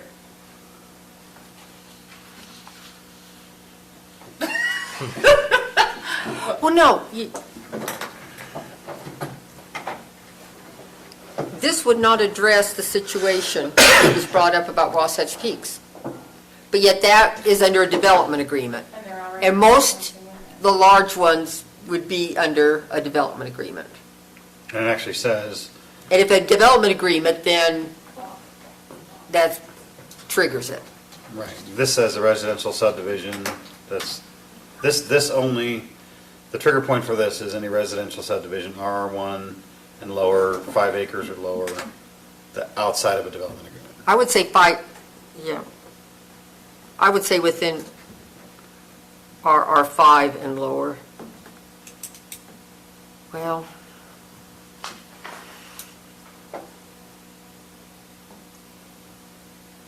Where, so besides Wasatch Peaks, where is like a similar situation that we would need it to be RR5 instead of RR1? they've we have applications. I can't think, Yeah, the one by East Canyon has, the East Canyon, but I can't think of the name Yeah. of the subdivision right now. Yeah. Follow with that?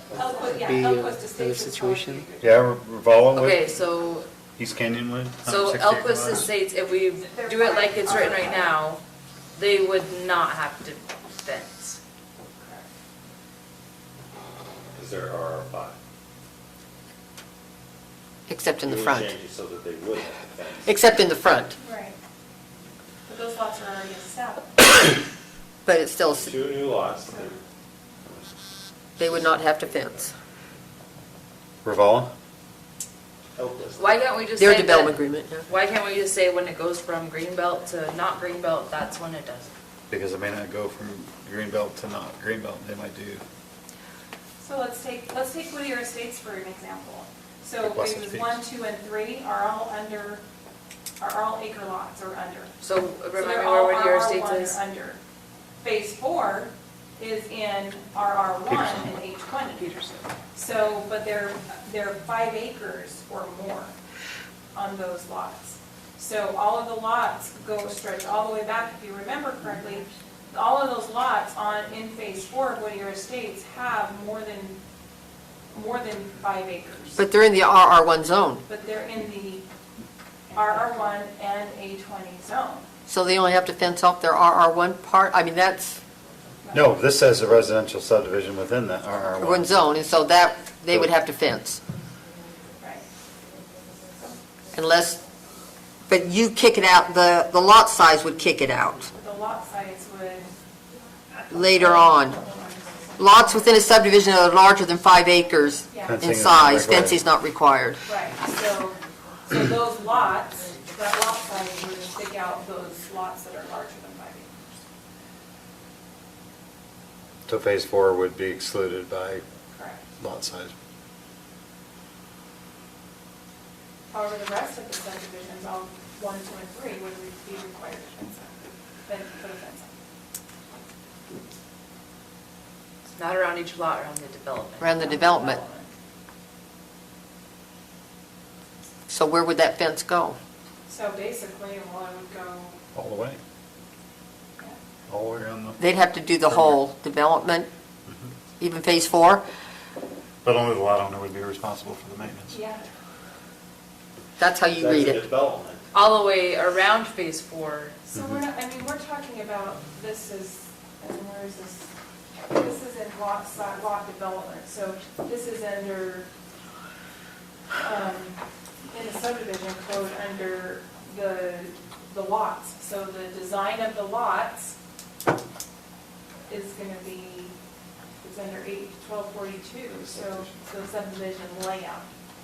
We look at the subdivision layout during concept and preliminary. They don't actually phase until preliminary. So this is something that would be discussed during those times.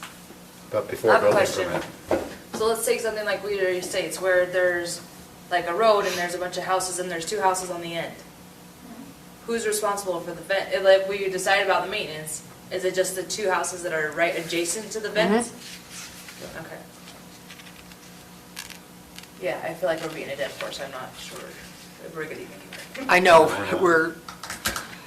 it's I- complicated. Barbed wire I think- fence or what? What do you mean? I think the rock. definition works the way it is. That's my opinion. Okay, that's, What was that, Gary? I think the definition works the way it is, that's my opinion. But I'm only one of 5 that showed up. I mean, sorry. I agree, I don't see what the problem is. There's 2. I'm fine with the way it is. so you disagree with Mr. Haslam? I, No, which is I fine. don't necessarily, I don't think so, like, Because something huge like Wasatch Peaks, like he was talking about, is a completely different scale than what I feel like this is being written. Because it would be in a development Because it's a agreement. development agreement.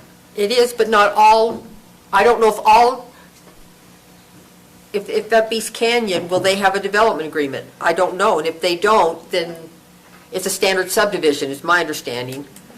And they wouldn't have to fence. They wouldn't have to fence. And I think that's. And right. that's okay? I think that's okay, because why would you want to fence 160 acres when, you know, if, that's your bad, if it's all open range and. It goes back to the rough It's not open proportionality. It's not open range, we don't have any open range in Morgan County. You have to consider the rough proportionality of the exaction. Yes, because then if we required fencing around 160 acres, then it becomes an unproportional exaction. Disproportional exaction. But we're just talking about the perimeter of the development. Right. So what about changing it from RR1 to RR5?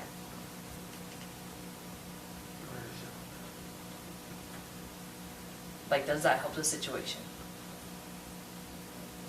Yeah, I think it's exactly the same, because the definition isn't really, you're looking for the details in the actual code itself, right, under lot size?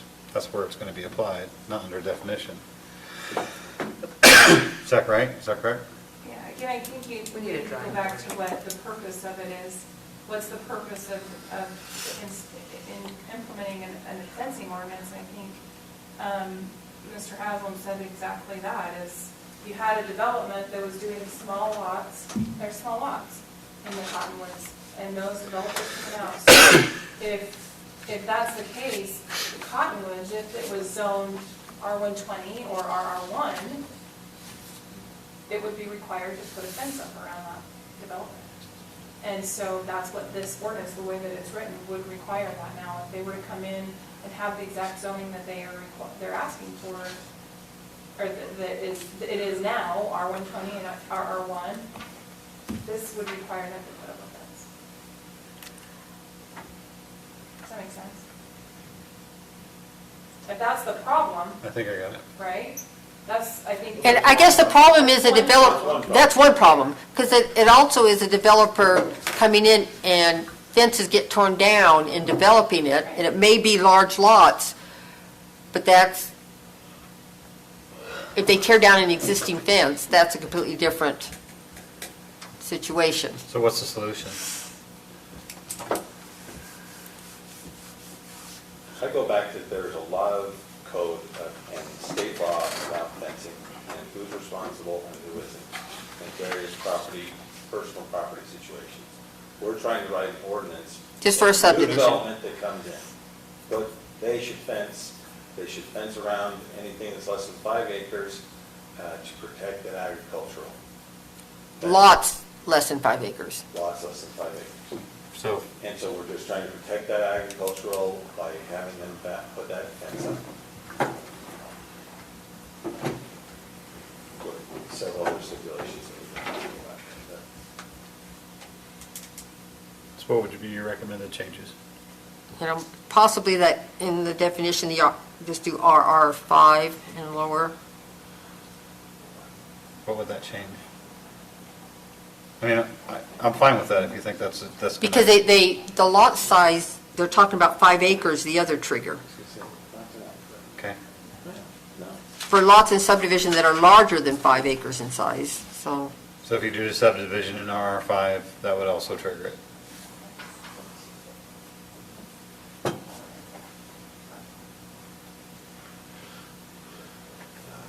Chairman. So, okay. Oh, sorry. Yeah. Sorry, we just remembered that, Gina remembered that we were just out on Frontier Estates. That subdivision would have to put a fence out at the perimeter. of Well, that. no, because it says you can only put it, you can only put it where it's buildable. I read that. Where is this in? Um, If I, yeah. I don't recall putting that in there. Well, if that's in there, then great, we don't have an issue, but. Talked about But they're going to be a development agreement, chances Yeah. are, so it's going to trigger it anyways. It's where it Why says would- slopes. Why would they be in a development agreement? Yeah. So the rest, the other part of Trappers is, so. Well, but the point I was going to is not to discuss that, but just, that's not an area where we would want them to fence those lots on the west side that are an acre and a half. We don't want that around that whole thing. We would want Page the one. fencing to Page end 5, where the lots of development slopes. ends. So we would want that fence to go above and up into the red setback line that we were talking about.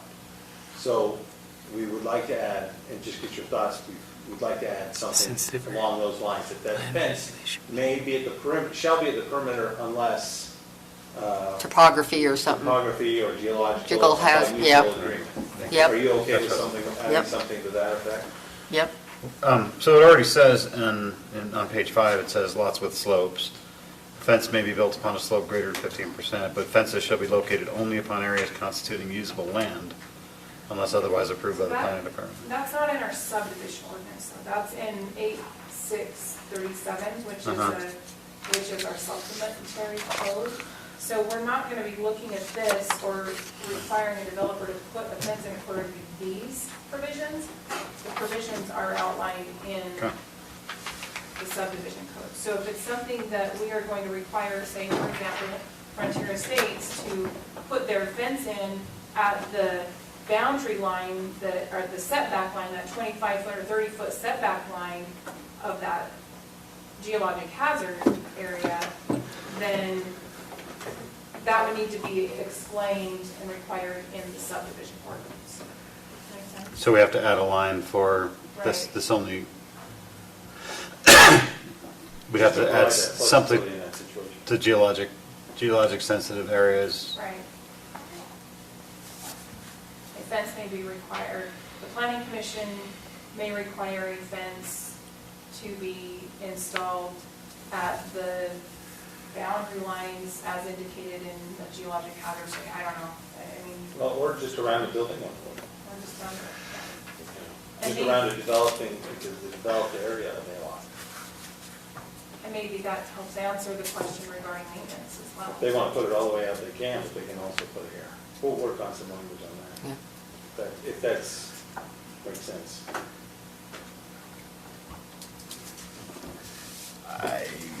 I say you work on that language and bring it back to us.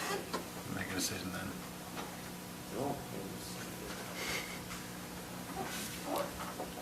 Page 7? So B3, the fence shall be installed prior to any building permit within the development.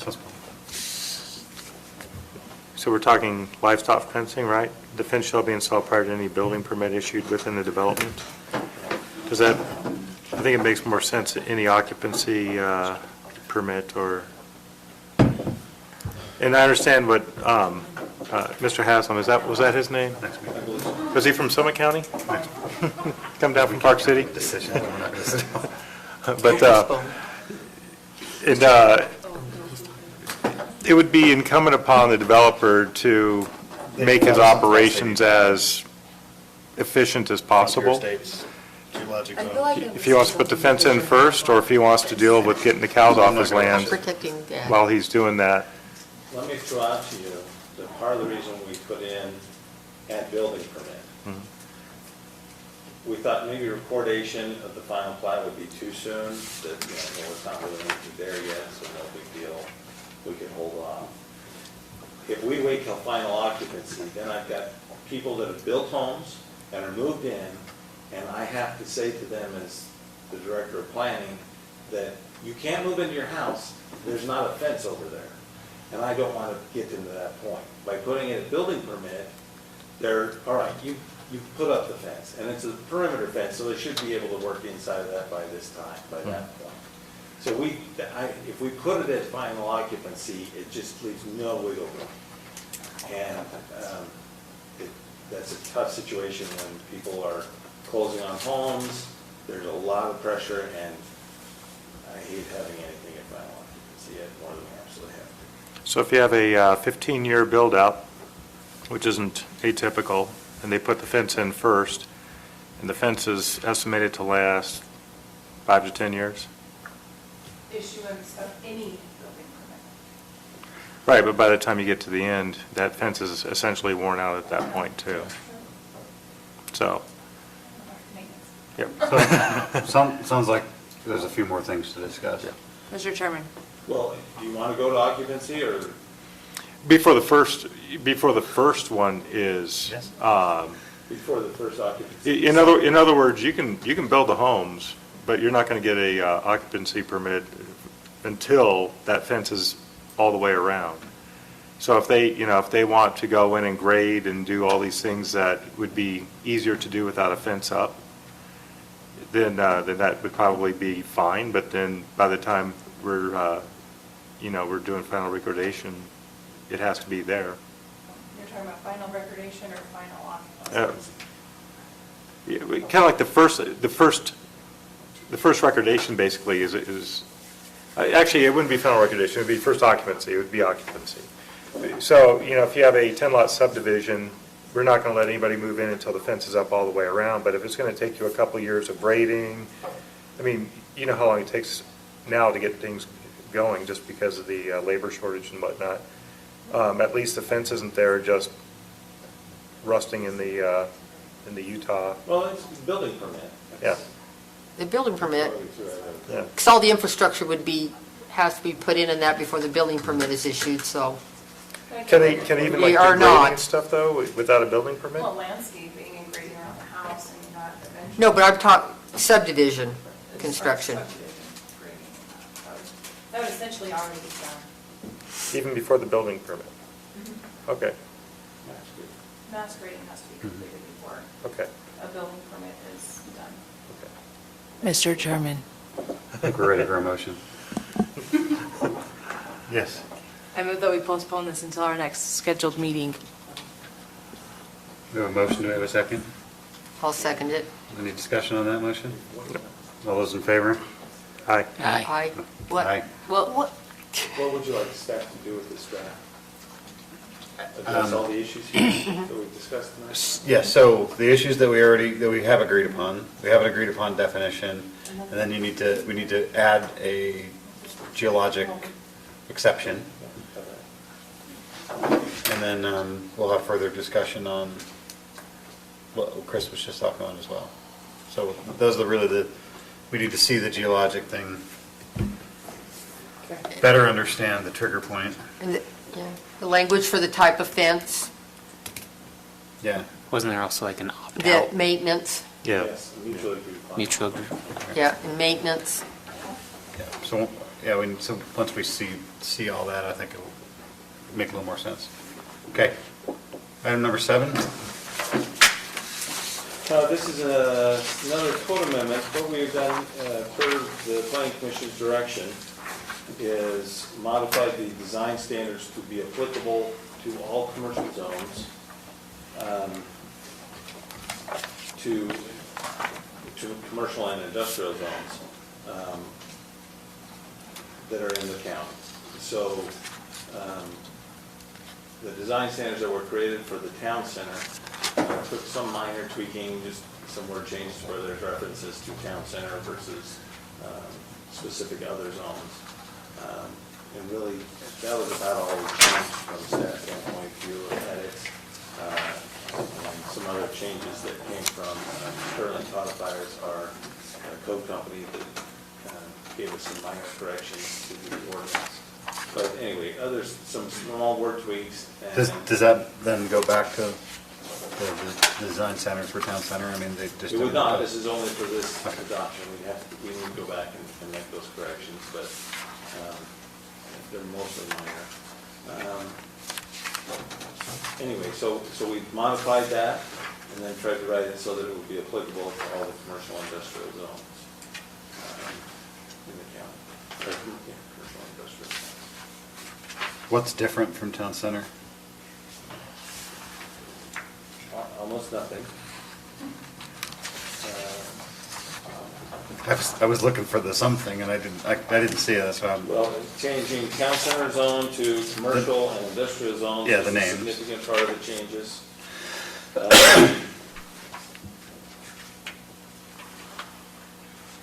The other one was, we had a section on streetscapes, but we don't actually have a streetscapes chapter or section, but there was in the title, so that is corrected. Oh, they should have caught that the first time. Yes, I'm surprised we didn't.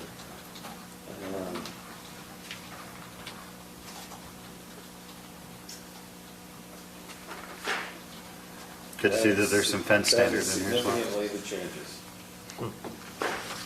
What's that? That is significantly the changes. Okay. In the open space corridor preservation,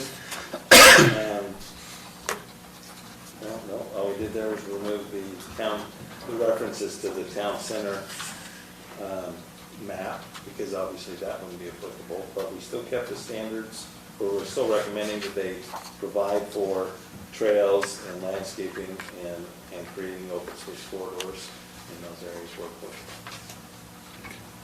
Really, that was all we changed, some very minor edits from the town center design standard. Okay. Questions? Mine, I don't think, we don't need multifamily residential design in the commercial ones, because there's no multifamily residential in commercial zones. Correct? Or am I, We allow multifamily in. Yeah, I'm looking for a map that's not there. Sorry, No, you don't have to put it up, I'm just thinking about. I thought multifamily was in the residential, the I thought- RM 7 and 15. I thought it was in commercial highway. Commercial highway multifamily? Yeah, I thought. Okay.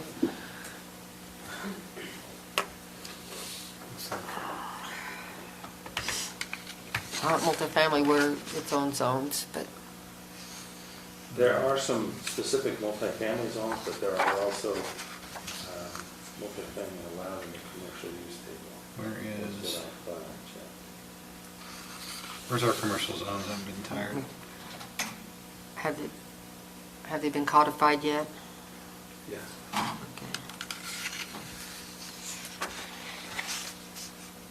Anybody know offhand what chapter it is? Well, it's 8.5. C, no, yeah, commercial is C, I think.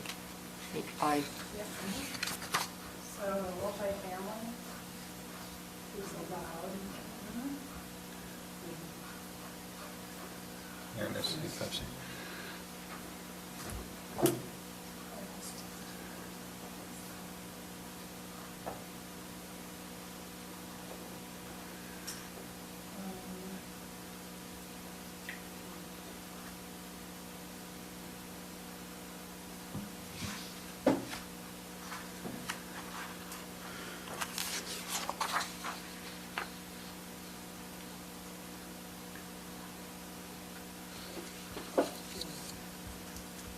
Am I not seeing it at all in our table? Only under residential, just I must be missing it somewhere. Let me see. C2 under town center. It is under town center, Another yeah. place it is?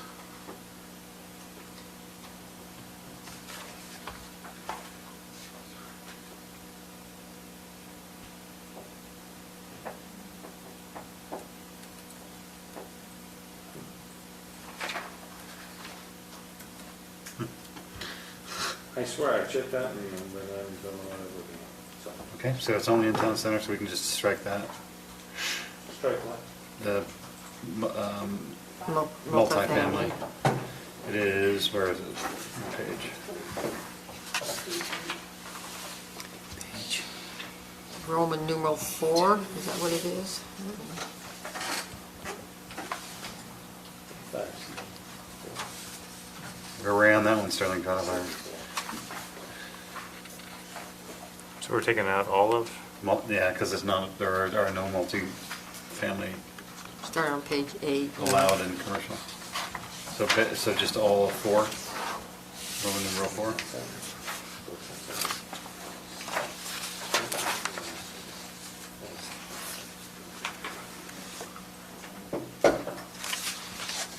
But we keep connectivity standards because Chris likes the math. Yeah. And I guess the open space corridor, preservation.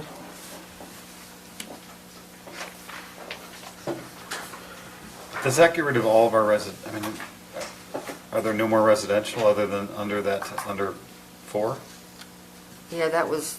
That takes it all had of our its- residential, so I guess then that. It just leaves commercial. It just leaves commercial, so if there's any residential in a commercial zone, which is allowed, is not multifamily. But that was multifamily. Right, so we just don't, if we take out 4, we don't have any design standards for residential in commercial. But that was multifamily design standard, not. Right, that's what I mean, but so Yeah. we don't want any standards, that's what I'm clarifying, for residential. No, not for residential, Okay. because we don't have standards and, No, our objective was to match, be Town cohesive center. with town center Yeah. for commercial uses.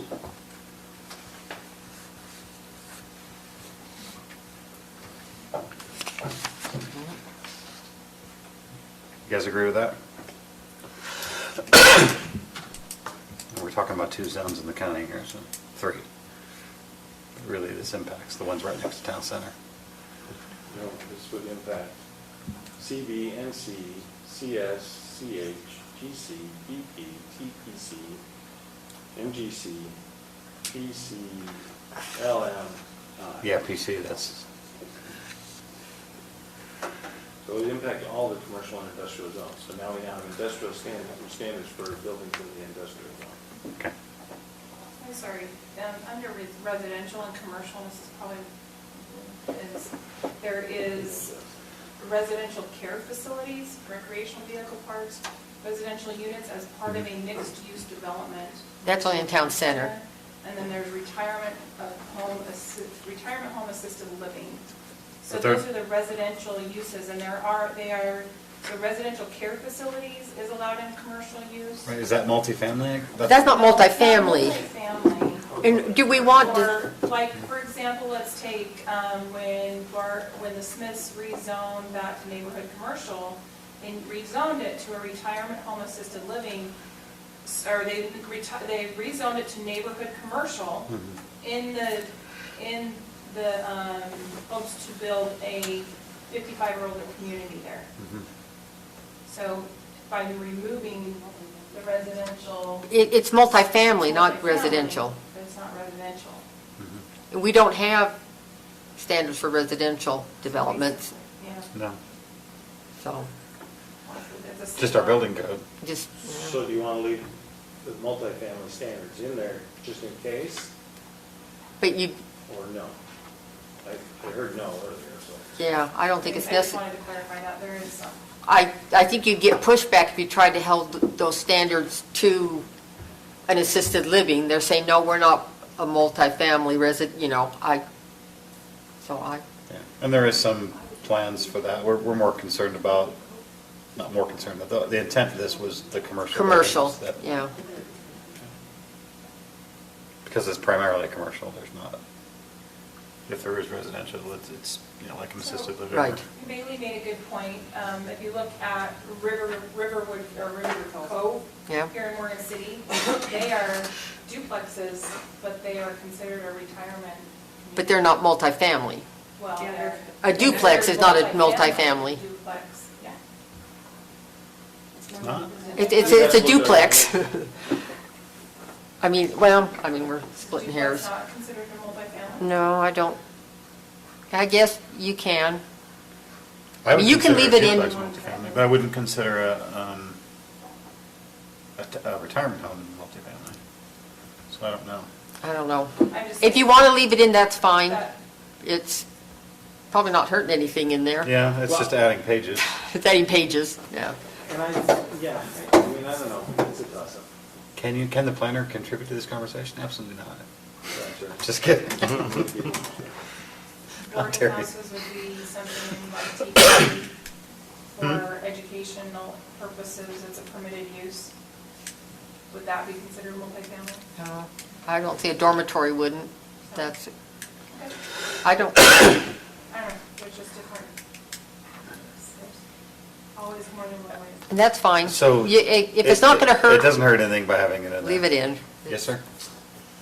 The definition of multifamily is a building containing more than one dwelling unit. Oh, So then we do have multifamily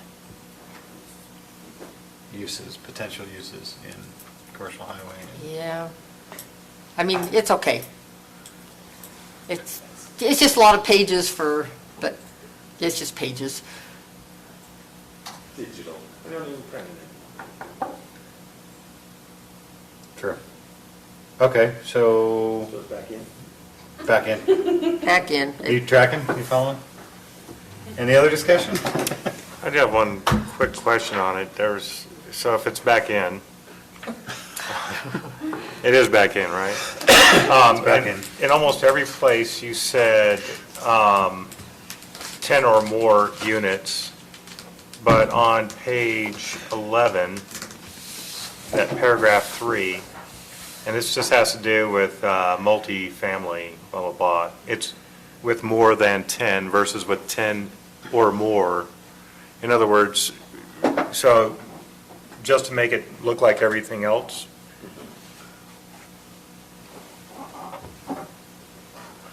What? 11.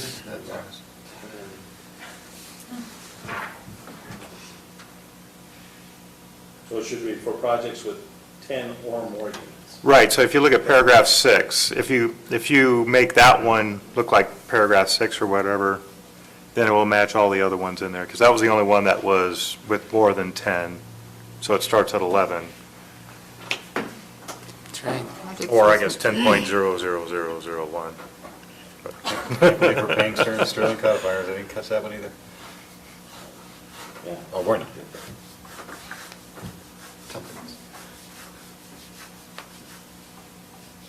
So now what do we do? Do we add these tweaks to our work plan to adjust town center? Because there's some minor tweaks. I was gonna handle that just under a general update, because I know we talked about updating Yeah. that standard and running through it, so. Okay. I'm just mentally kind of thinking. clean up orders. When we get some spare time. Anything else? No? Any other discussion? Ready for a motion? Public hearing? Public hearing. For public hearings, what I meant. Thank you. Of course. Mr. Chairman, I move to go into public hearing. I'll I second. It's Chris. I did, that's me. Gotta get my name in the All those news. in favor? Aye. Aye. Ladies and gentlemen, we're now in public hearing for item number 7 on the agenda. Members of the public would like to come forward and state their name, and we'd love to hear from you. I just want to make sure, and I think I am, and you don't have to address me, you can address it to yourselves. If you didn't change the height requirements, it's still 35 feet or 3 stories, or 35 feet, and it can be 3 stories, up to 2 stories. I tried to reference everything and use your link, and that's what I think it stayed at.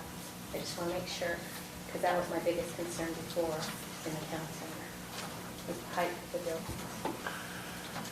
I thought it was. Okay, thank you. We'll have a discussion on that for clarification, and the public can hear us. Mr. Chairman, I move to go to public hearing. I'll second it. Nobody else? All those in favor? Aye. Aye. We're now out of public hearing. I thought the height standard for town center was higher than 35 feet, or was it 35 feet? Let's go back in time. That was higher. I thought it was higher. Didn't we? I thought you did it higher and then took it back after comment. I can't, I thought it was like 40, but then we did some geometry and the difference, I remember.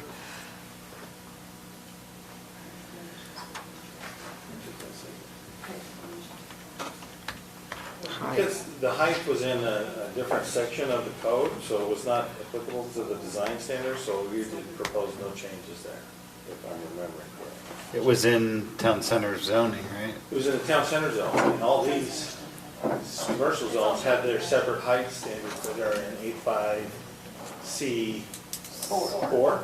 The height is 35. So Right. those all stayed the same as when we adopted the commercial. So we don't need height standard in here. We just want to because make sure there's no language in here that, Well, and that's what I'm saying, is Yeah. that the language here does not change that height standard. The height standard is in a different section. Did you see No, there's Because nothing. you have commercial and industrial design standards. I'm just saying if the 40 feet is mentioned in here, then we have a conflict. Well, I don't believe it is. Okay, that's the question. Unless through the miracle of technology, someone finds it. Type.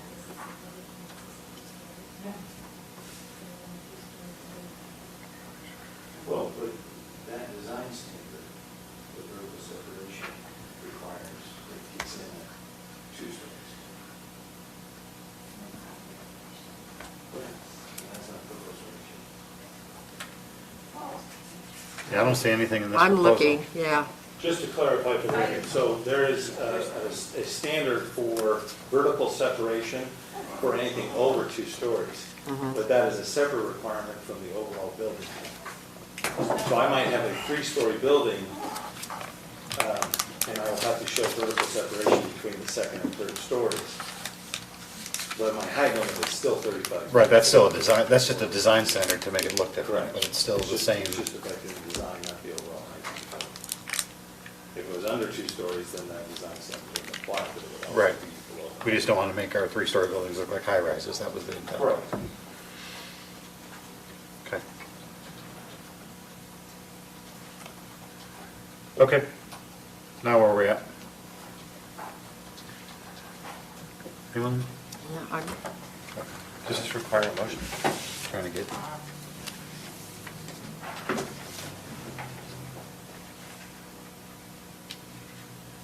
I think Chris is moving. Oh, Chris is going to move when he finds it. Does it actually require a motion, though? Yeah, it does. Yes. It's way up toward We the... went on a public hearing, Oh. you missed it. Let me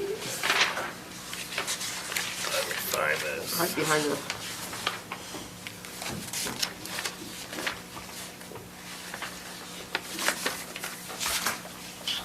Mr. Chairman, Yes, sir? I move that the Planning Commission recommend approval to the County Council and adopt the changes in Morgan County Code, Section, am I on the correct place? 8-5C7, Commercial and Industrial Design Standards, application number 19.046, based on the draft code listed in the staff report dated September 26, 2019, with the following corrections: that the one paragraph on multifamily design be updated to say 10 or more units.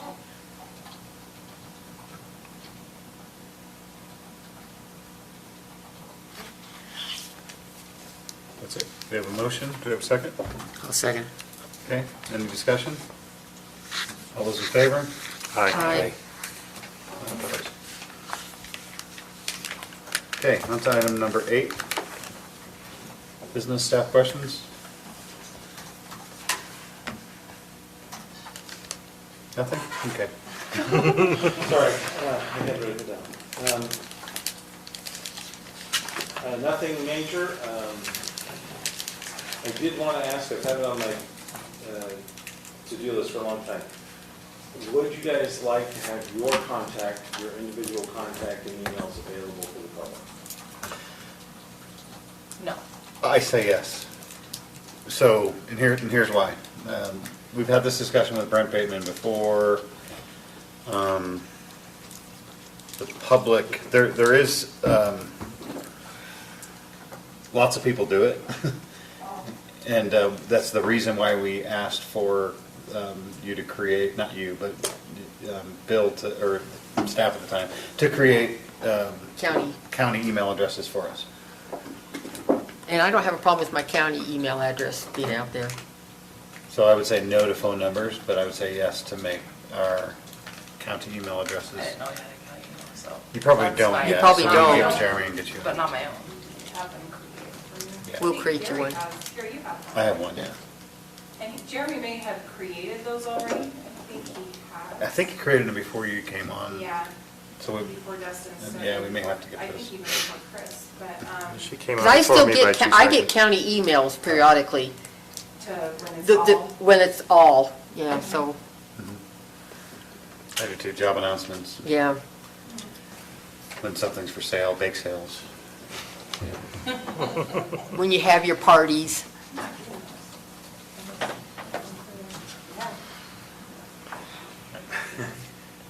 only use it for county business, that's, The only other thing is just next week is the Utah American Planning Association Conference in West Jordan. Good little opportunity. It'd probably be pretty easy to crash if you want to go watch something and listen to something. We do have several good discussions. are you going? Yes. You didn't invite us? Thought I had you. I sent the invitation to you. I have the email. It was sent back on March 17th. Yes, because this is the one that's been going on. Yep. I just wanted to see if you were going to hang out with your colleagues. Yep. Yeah. So, let's see, there's that. The next meeting, we now have this item tonight for the fence, but we also will hopefully have a draft of the lighting ordinance. Yes. We have, applications stopped coming in for a couple weeks. You have a couple, we actually do have a plat amendment or two, but on the horizon, there's a lot of talk of some other ones. So Okay. we'll see where those fall. Is there anything you want to pull off the work plan for next meeting? Well, the lighting ordinance was, I thought, the next item. Okay, that was on the work plan. I need that drafted. Oh, so we're now talking public hearing, you're talking about working through it? I think that ought to be a work session item. Okay. Because it's so rough. You already advertised the public hearing? Yes, we're going straight to public hearing. That's fine, we can continue, like we did this tonight, we can continue to have our work session the next meeting after that. Oh, you can, now it's out there and. No, that's fine. Actually, with the lighting standard, that clears up that, everything that we addressed on that co-meeting we had with the county council when we all came together. Just about all of our takeaways, lighting standard, design standards for this, fencing, geo, for, updates for, the minutes. I got them from Debbie, Dustin, and Chris. I'm sorry, Debbie. Dustin, and Chris. Of course you did. You didn't get mine then, well, I got me and Dustin worked together. Oh, did you? Okay, so, any other changes other than those? If not, let's make a motion. I move we approve the minutes. A second? All those in favor? Aye.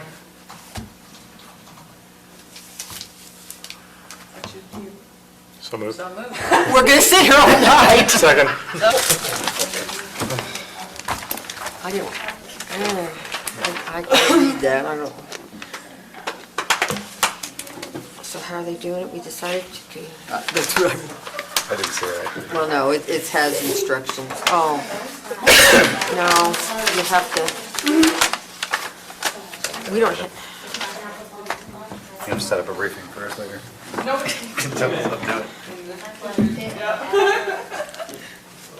Well, that was fun. I don't need a statement anyways.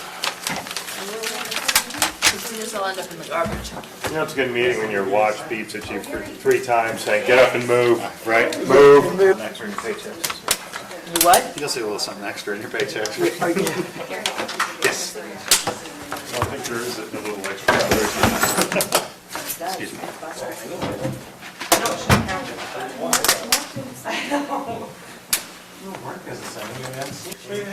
At 3:30. And then she had soccer practice. Oh, Yeah. okay. It's got red. Blue. I forget. No, I thought it was. I'm mad at almost everything else. How much? You can eat gluten? I thought you couldn't. No, I can have gluten, I can't have oats, barley, psyllium, camera still some other things. Are you calling us Republicans? I thought you were, but apparently not. Hey, Ross Perot, man. More libertarian. Yeah. Yeah, but in this case, what you're not making, there's a difference between regulations and unnecessary. And, you know, That's what my council thinks. no, I think the Republican Party says as little regulation as possible. only Morgan would be disputed as a conservative and a Republican. So are you a conservative? Oh, I gotta get you. No, my whole thing is like, we're gonna force this. I mean, number one, I got a opt out. See you later. But number two, you're kind of like taking a person who's had all this land and, kind of free access. Hey, you're supposed to be For free. I don't care. That's like saying, okay, I'd rather go out and get my own food. let's say a neighbor, let's say we didn't have our fencing around pools. The neighbor puts the fence, why are we doing it? Because Attractive we're fenced in right now. attracted me, it said attracted me